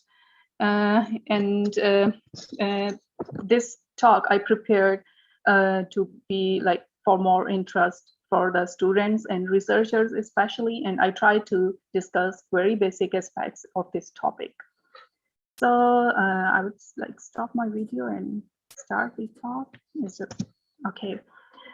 All of us, we know that drug development is a highly complex and tedious and competitive, costly, as well as commercially risk process. Approaches to drug discoveries are varying, and if we just focus on the natural resources, this approach to drug discovery begins first with the chemical synthesis and then the rational to approach, followed by molecular modeling, combinational chemistry, and then biotechnological aspects. So it is really competitive and a cost-effective process, like if we just want to go for the natural resource approach for the drug discovery. And drug development, definitely it involves various steps. Start with the identification of the disease, then followed by the preclinical testing that must to take about 1 to 3 years, followed by the formulation and scale up of the drug. And then last but not least, the clinical trials and FDA approval of the drug that takes another might be 3 to 10 years. So whether it is a drug for a cancer disease or it is some kind of antiviral drug or whatsoever, all of the drugs definitely have to go through the certain developmental process. The drugs that are mostly like the biotechnologists work from coming from the natural source include different kind of the resources such as microbial, animal, plant, and also the marine animals as well, and the venoms and toxins derived from all of those groups of organisms. So source of chemical diversity, it is achieved when we just target different groups of organisms, including the vertebrates, invertebrates, algae, cyanobacteria, fungi, and bacteria. And among all those groups, the most important, and I must say the most diverse group is bacteria. So today, the toxins, especially I must say the protein toxins that I'm discussing here, they are the bacterial origin. Bacteria are, notorious for causing different kind of the diseases as well. And they are also like different kind of the source of contamination, especially when it comes to the biotechnological laboratory work. But apart from there, they are also important for metabolically making different kinds of the drugs, and also their huge importance in the food industry. Bacteria as a platform for drug development is a very important platform among all of the platforms that I have talked earlier, like among all of the life forms. And there are so many good reasons for that, but the very best reason is they grow very fast, make them an excellent choice for biotechnologists to target them for drug development source. And they also are metabolically very diverse species and organisms. Last but not least, the very important aspect of targeting bacteria for the biotechnology as a biotechnological tool is their whole genome sequencing. A number of bacteria are just now genetically, their whole genome is sequenced and freely accessible. That makes it very easy tool for biotechnologists to target them for different kinds of the metabolic engineering techniques, and also as well as the genetic techniques for production of various kinds of the products. As in this slide, you can see that certain kinds of the protein toxins that I would be focusing to in my today's talk from different bacterial organisms and also from different part of the cell organelles. So here you can see that bacterial protein toxins, they have different activities and they influence particular cellular functions. Many bacterial protein toxins exert their toxicity by modifying important functions of host cells. By dissecting the actions of the bacterial toxins, the relevant physiological functions of the cells can be determined. And here comes the importance of those bacterial toxins. They are naturally produced by the host, but they can be utilized in the drug industry as well as by the food industry. The protein toxins that I'm interested to talk today are mostly derived from two important bacterial species, the Lysine-Bacillus sphaericus and Bacillus thuringiensis. Both of these bacteria are gram-positive and rod-shaped, and also they are commonly occurring in nature, and both of these are spore-forming bacterial species. The L. sphaericus is mostly dwelling in the soil, and also most of its species are isolated from the aquatic environment. And B. thuringiensis, they are the soil-dwelling bacterium and one of the most commonly used eco-friendly biological pesticide worldwide. Why is it so? We will see it later. L. sphaericus, they are famous for, and a lot of research has been done for the production of binary toxins, also commonly known as Bt toxins, and B. thuringiensis produce parasporin 2 protein toxins. Those both of the protein toxins that I talked, in fact, they are produced as in the form of the crystalline inclusions by the bacteria, like in insoluble form. So they are major crystalline inclusions, binary toxin, also in short known as bin toxin. They are, as you can see in this cell, in the bacterial cell, produced as a crystalline body, and here is a big spore of this bacteria. They are mostly formed during the sporulation phase. And there are two subunits, or you can say there are two type of bin toxins. We call them as bin A and bin B. Both of those subunits, they have different molecular weight, and they have to act together to exert toxicity. Mostly in the beginning of the research, when those toxins were discovered, it was found that those toxins are mostly having the microbial larvicidal activity. And they are mostly acting on the, they kill the larvae of insects, especially mosquito. Parasporin 2 crystalline inclusions produced by Bacillus thuringiensis are also produced during the sporulation phase. Here you can see the inclusion as a big and dark spot, and they are of the molecular weight as 37 kilodalton. These toxins are slightly different than the bin toxin that I discussed over here in this slide, in the way that they are non-insecticidal. They don't have the ability to kill the insect, like they are not active on the insect larva or insects. They also have non-hemolytic activity, but they are very potent agent to kill the cancer cells. Coming to the structural features of both toxins. Bin toxin, they are, as you can see in this slide, bin A and bin B subunits. These are also called as the insecticidal binary toxins. They are also called as the pore-forming toxins because mostly they act by causing the pore in the plasma membrane of the cells, hereby inserting the toxicity to the cell.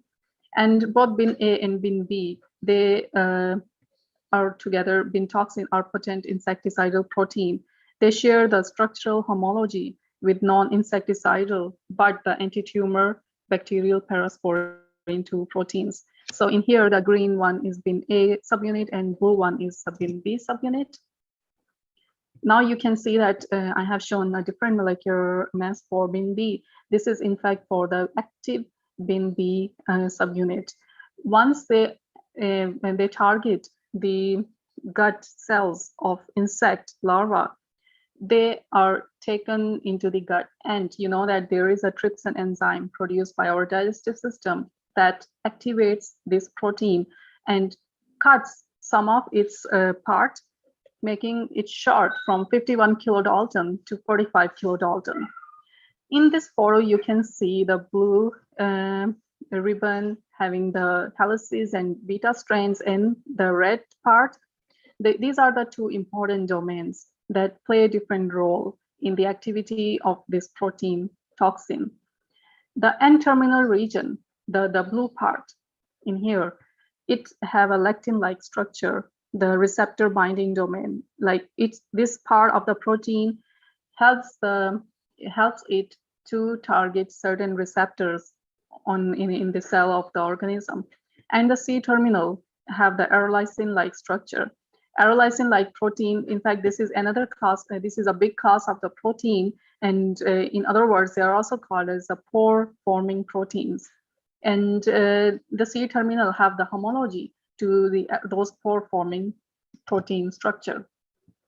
For bin A, after activation, it is also reduced to 40 kilodalton.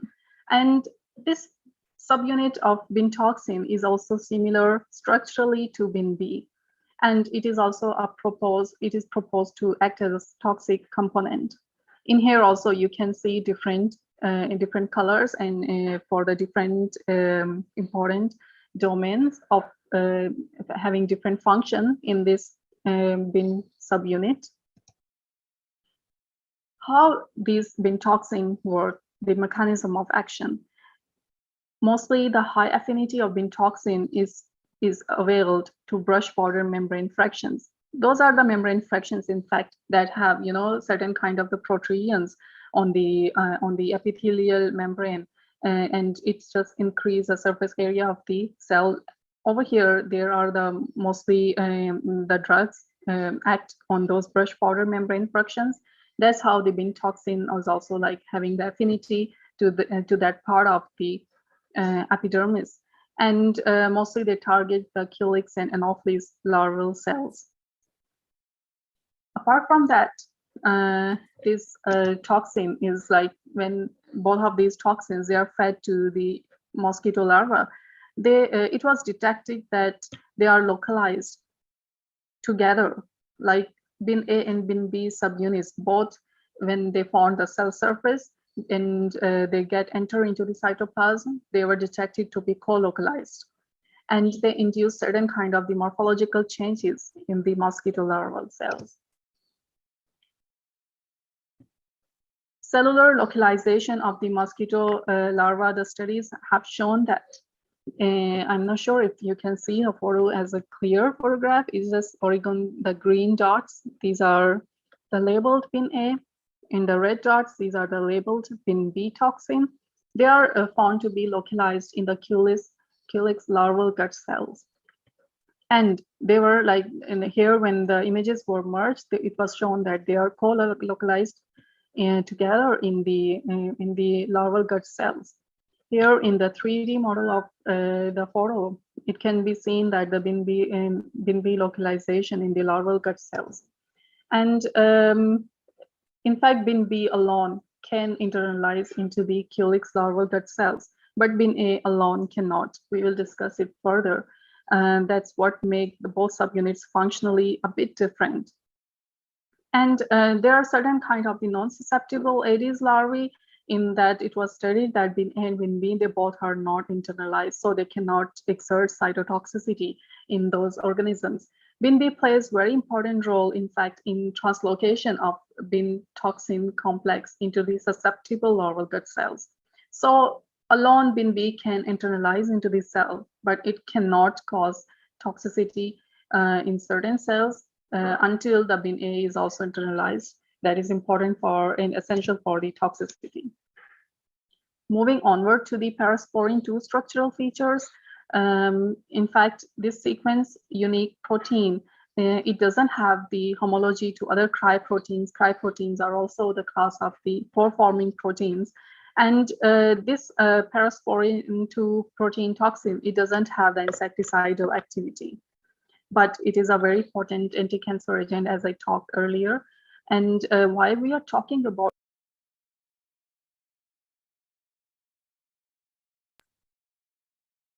so I don't know what happened.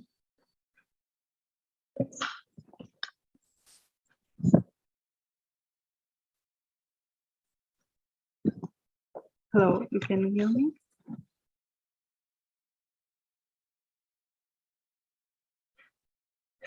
What happened?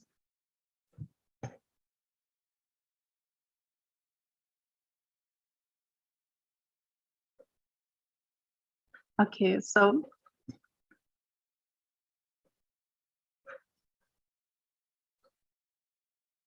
and the mechanism of action of parasporin 2 protein is to individually kill the cancer cells, and it binds to the specific target on the cells. It has the cytotoxicity that is dependent on the type of the target cells and highly selective toward the cell types.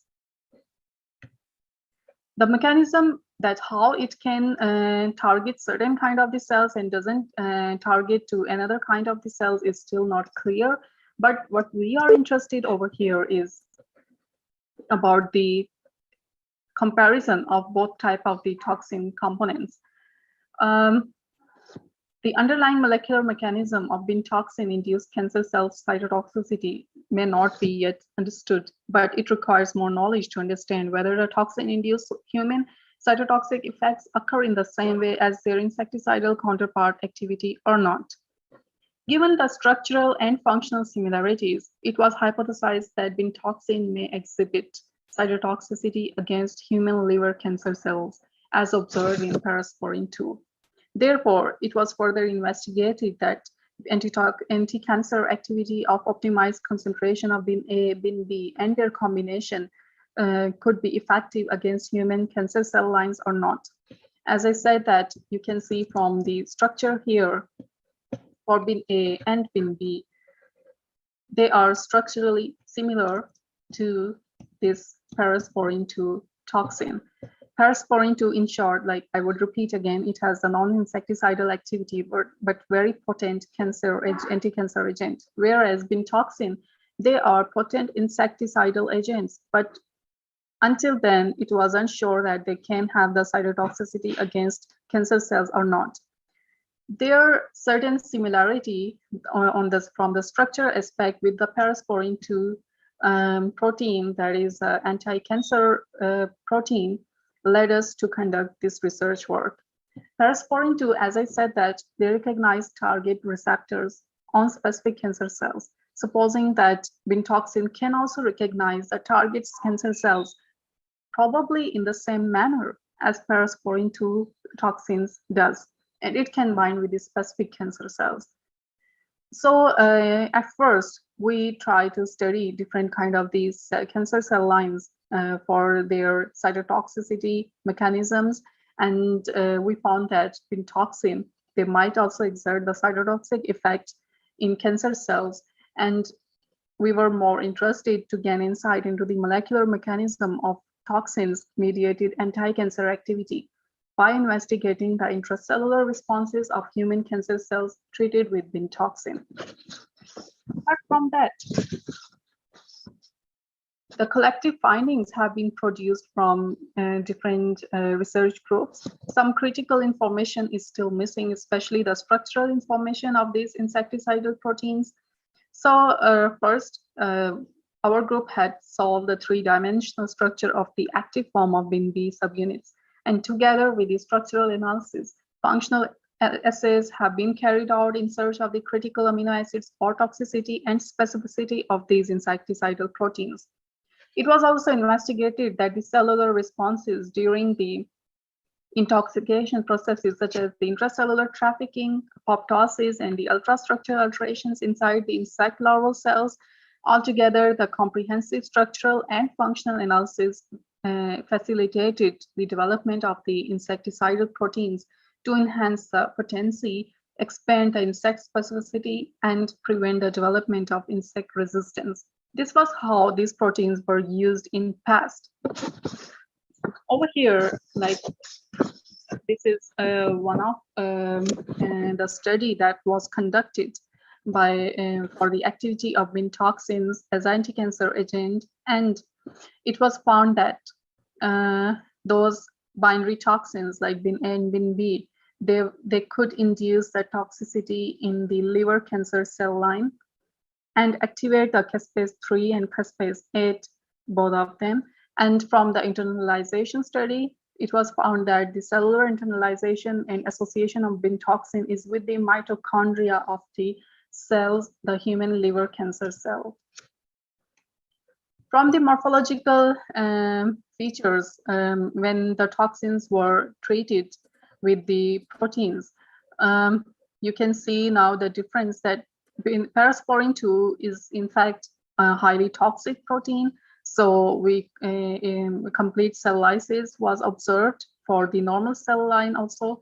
Normal human fibroblast cells were used as a comparison as a normal cell line. And we found that all of the bin components, including the combination of bin A and bin B, they were not toxic against the normal cell line. Here, the liver cancer cell line, in that the parasporin 2 was highly potent lytic agent, and its complete cell lysis was achieved, whereas bin A was not alone, was not found to be more effective to the cancer cell death, and bin B formed the cell swelling. And together, when bin A and bin B were used, we found that the cells formed a mesh-like structure, like from the net, and there was most of the cells were completely lysed. Apart from that, bin B and bin A plus bin B, the combination of both subunits, they just reduced the cell proliferation was arrested. So this was how from the morphological assessment, it was found that the insecticidal binary toxin, they have some potency as anti-cancer agent. The cytotoxicity assessment of proteins on normal human cells and the cancer cell viability was assessed, and it was found that bin A and bin B, after 12 hours and 24 hours consecutively, they exert great cytotoxicity to the cancer cells. And when bin A was used in combination with bin B, its efficacy was improved largely. The plasma membrane of the cancer cells, it was also like we were interested to know that whether the bin toxin, they also, although they have the structural similarity to the pore-forming toxins, but do they also have the functionality in the same way or not? So we just conducted the LDH efflux assay, and in this assay, it was found that over here you can see in the graph for the round circles is the activity of the parasporin 2, and it was found that the plasma membrane was damaged a lot, possibly by the pore formation activity of parasporin 2 protein, but the bin A and bin B and combination of both subunits, it didn't really damage the plasma membrane, as we didn't got the LDH release from the cell. That is the indicator of the damage to the plasma membrane of the cells. So from here, the cytopathological effects of bin toxin were known that the Hep2 cells are possibly, they are lysed, or we can say that they are dead, possibly because of the manner distinct from that of parasporin 2. But bin toxin might not cause pore formation in the plasma membrane of susceptible cancer cells, similar to the parasporin 2 protein that causes the noticeable damage to the plasma membrane. In case of the normal cell line, we observe that all of those protein toxins, they didn't damage the plasma membrane. So it means that bin toxin, like other anti-cancer agents such as parasporin 2, is also target specific. It have to do like it is able to bind to the receptors that are different from on the cancer cells from the normal cell lines. So we just tried our conducted further study by using the alternative cancer cell lines. And we just this time tried the human nasopharyngeal carcinoma cell lines. And in that, we found that the bin toxins were even more potent against the HK1 cell line as compared to the Hep2 cell line. That is a liver. There was a liver cancer cell line, and this is nasopharyngeal cells, and complete cell lysis was achieved. Even bin A was able to toxic grade cytotoxicity, unlike the liver cancer cells. And we found that, yes, these bin toxins, they are very, very target specific, and we should expect different kind of the potency in terms of the anti-cancer agent. The change in conformational state of bin toxin, monomeric subunit to the heterodimeric form, is really real. And when present together in an equimolar ratio in an aqueous solution, they form the heterodimers. Like, you must be thinking that why bin A and bin B alone, they have the different type of the toxic effect, and when they combine together, they have the toxic effect is induced. This is because of the heterodimeric formation that is affected by the interaction of the bin toxin with the membrane or with the target receptor in susceptible cancer cell lines, resulting in difference in the cytotoxic effects. Further investigations have led us to know that the induction of apoptotic mediators and caspase activity analysis, these all studies indicated the activation of the programmed cell death in HK1 cells in response to the bin toxin treatment.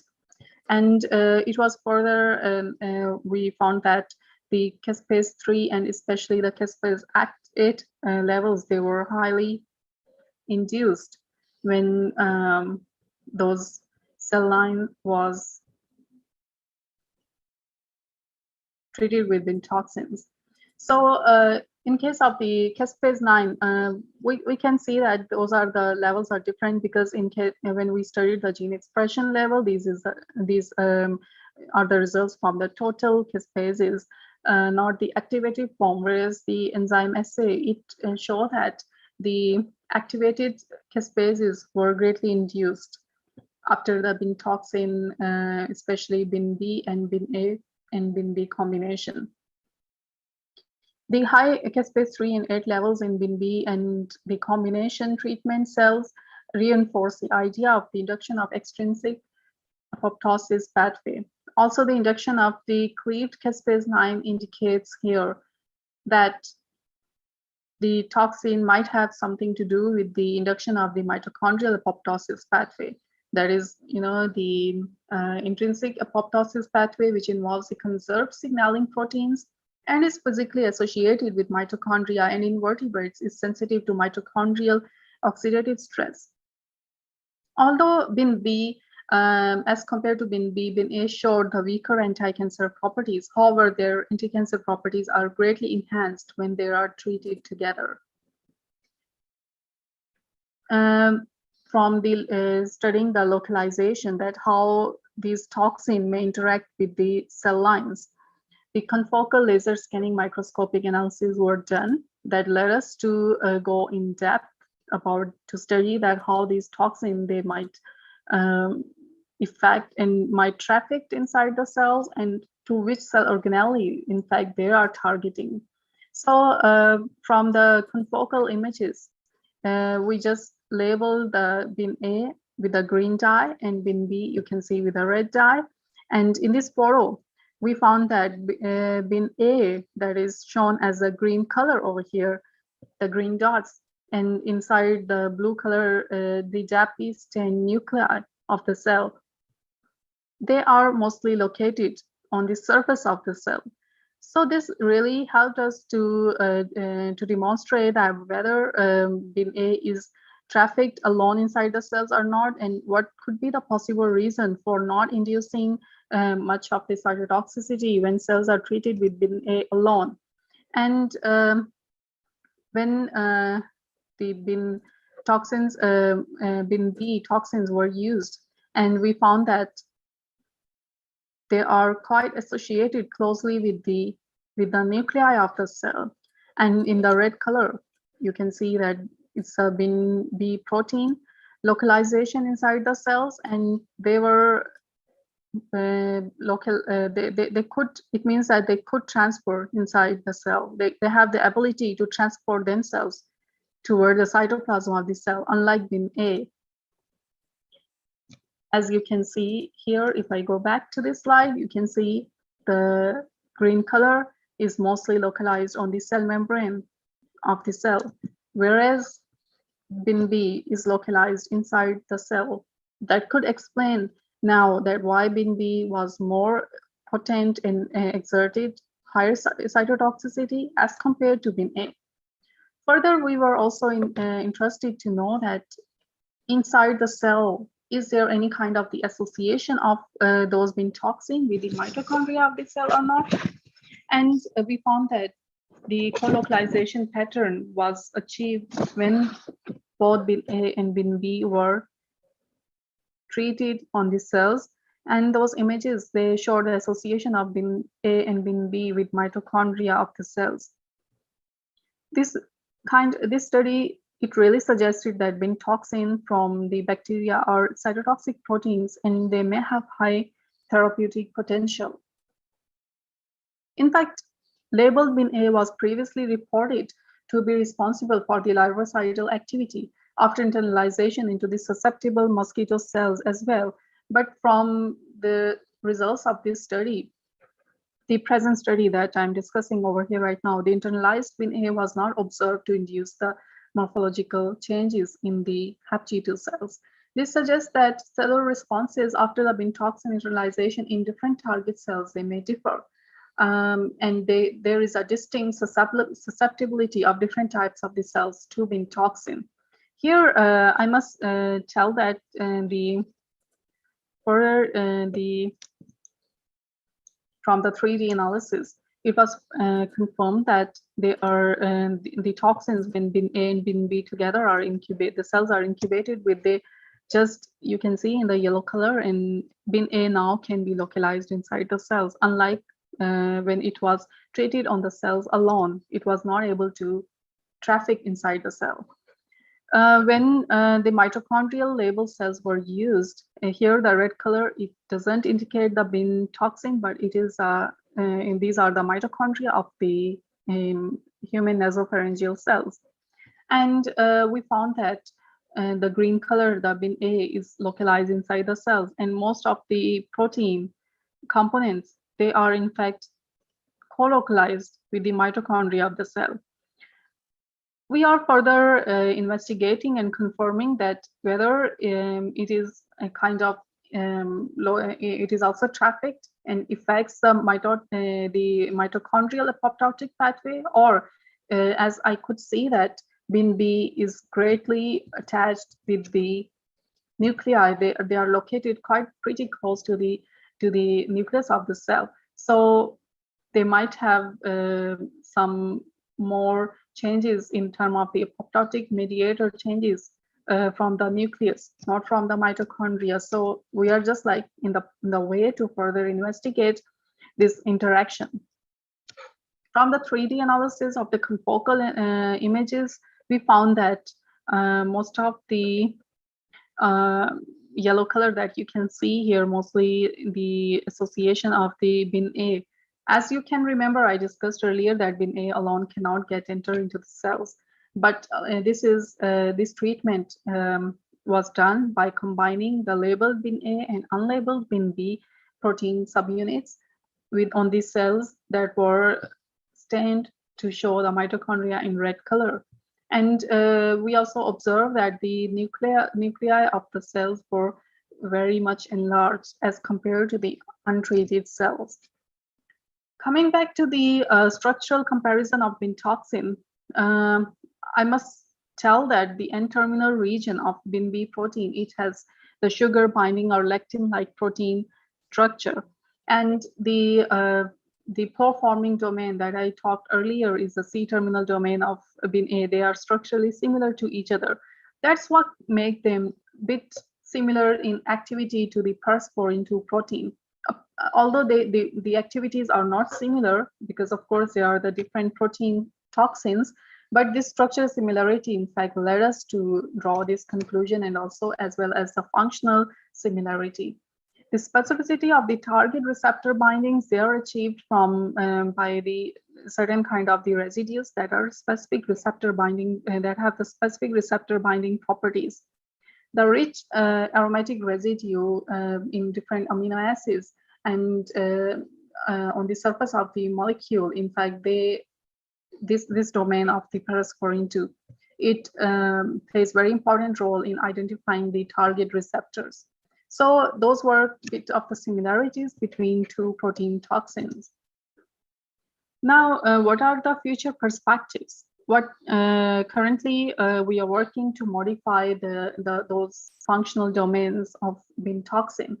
The first thing was achieved by engineering the pore-forming domain. As I talked earlier, that the C-terminal domain is a pore-forming domain of bin toxin, and bin B is more potent in exerting the toxicity.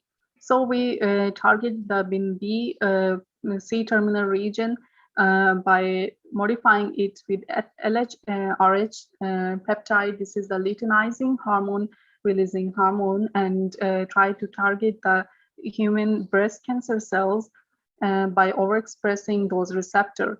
In fact, the idea was that the bin B can be trafficked alone inside the cells. So it might act as a very potential drug carrier agent. It can carry the drug from outside of the cell and target the specific cancer cells. So the idea was to improve the target specificity.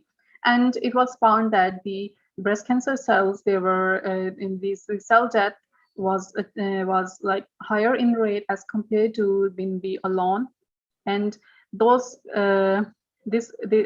engineered protein, in fact, is not lethal to the normal cell line. Like, and the human fibroblast cell lines were tried for this study, and they could survive very well, even well then they were targeted by the BIN toxin, the non-engineered BIN toxin subunits. So there is a great field open right now to further investigate the potential of these BIN toxins, that those toxins that were initially identified to be having the insecticidal activity, and now they are like having, and they are having the function to act on as a possible anti-cancer or anti-cancer drug delivery agent. So there is a more there are more interesting applications coming up in the future that would lead to possible use of a great biotechnological resource to develop the peptide-based product for the treatment of microbial infection or boost innate immune responses in different organisms, and particularly to cure the lethal disease like cancer.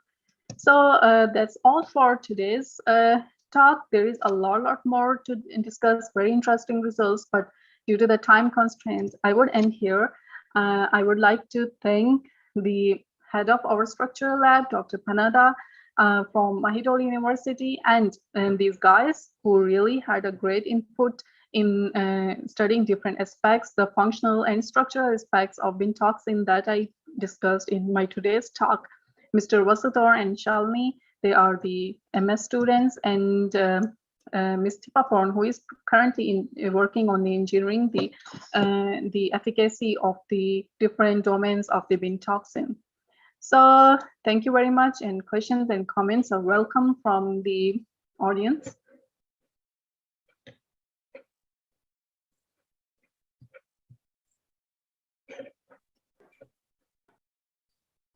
Thank you, ma'am. Thank you for this insightful presentation. Now the session is open for the discussion. Participants, you can discuss with our was there any interruption? I kept on talking. I don't know if there was any interruption and you could listen all my presentation or not. If there is no discussion, we can wind up with the session. And thank you, ma'am. Thank you so much for this insightful presentation, especially in the BIN toxin and structural features, and followed by the structural compatibility, cytotoxicity against the various cancerous cells like human liver cancer cells and human fibroblast cells, and also along with that nasopharyngeal carcinoma cells. And it was so interesting to know about this, BIN toxin. And I think we have one question from the chat box, ma'am. Shall we discuss, ma'am? Yeah, if we have time. Yes, ma'am. Yes, ma'am. We have some questions in the chat box session. We can go along. And yeah, can the toxins in the mosquitoes can affect the womb if it bites the pregnant women in some cases, like by the virus? All right. Okay, it is a good question. Yes. In fact, we haven't tested yet the placental cells and for the activity against activity and different. In fact, we found that these toxins are target specific, and they are mostly they are binding to the receptors on the cancer cells, not the normal cells. So frankly, I must say that I haven't studied yet to those cell lines. We cannot really draw any conclusion without studying that. But they are acting in a different way on different cell lines, and we are just modifying the domains that are receptor binding domains. And we found that those receptor binding domains, they are more specific toward the cancer cell lines, not on the normal cell lines. But yes, it is true. We yet have to use a number of the normal cell lines to draw a final conclusion. Okay. Thank you, ma'am. And we have one more questions, like, can the toxins after entering our body multiply and form a new kind of cancerous cells, whether it is possible like that? The toxicity, because BIN is also another type of a toxic substances only, no ma'am. So any possibilities to induce a cancer, another type of cancer in our body? I'm sorry, I could not understand your question exactly. Can you rephrase that? Yes, sure, ma'am. Can the toxin after entering our body multiply and form a new kind of cancer cells? Possibilities?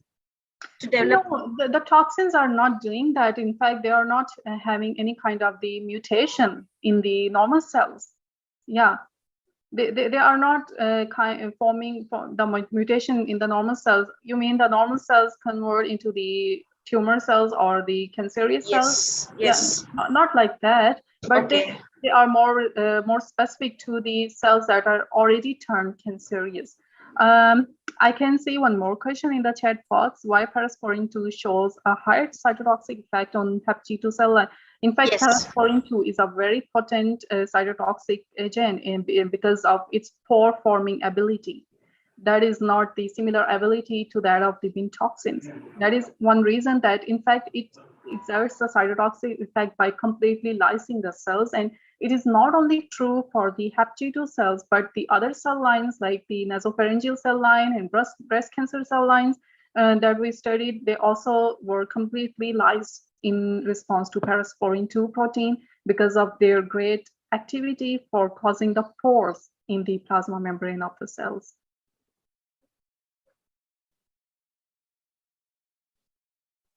Thank you, ma'am. Thank you so much for this presentation as well as for the discussion that we had.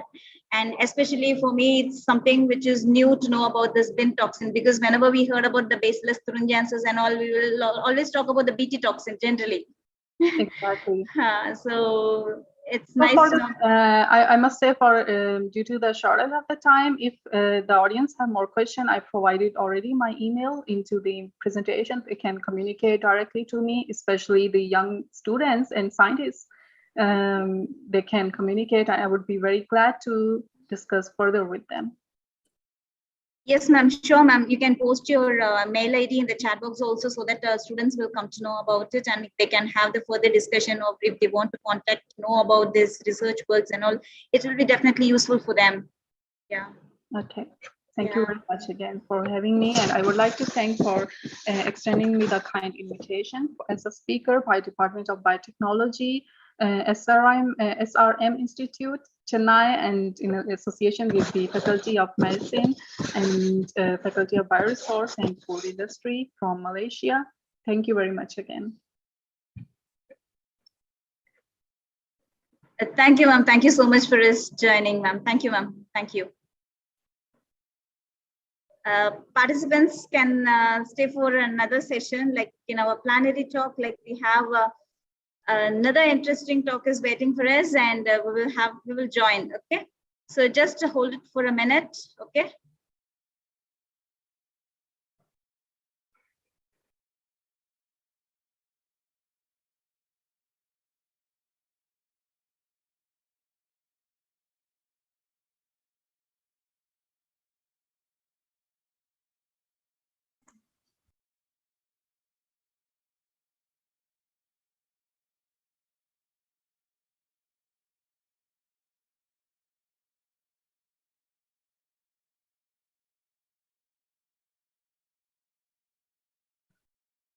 Thank you for the anticipation, my dear participants. And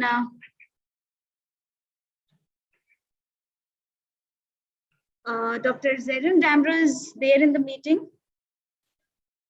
Sir, are you there in the meeting link? Zerun Damra, sir?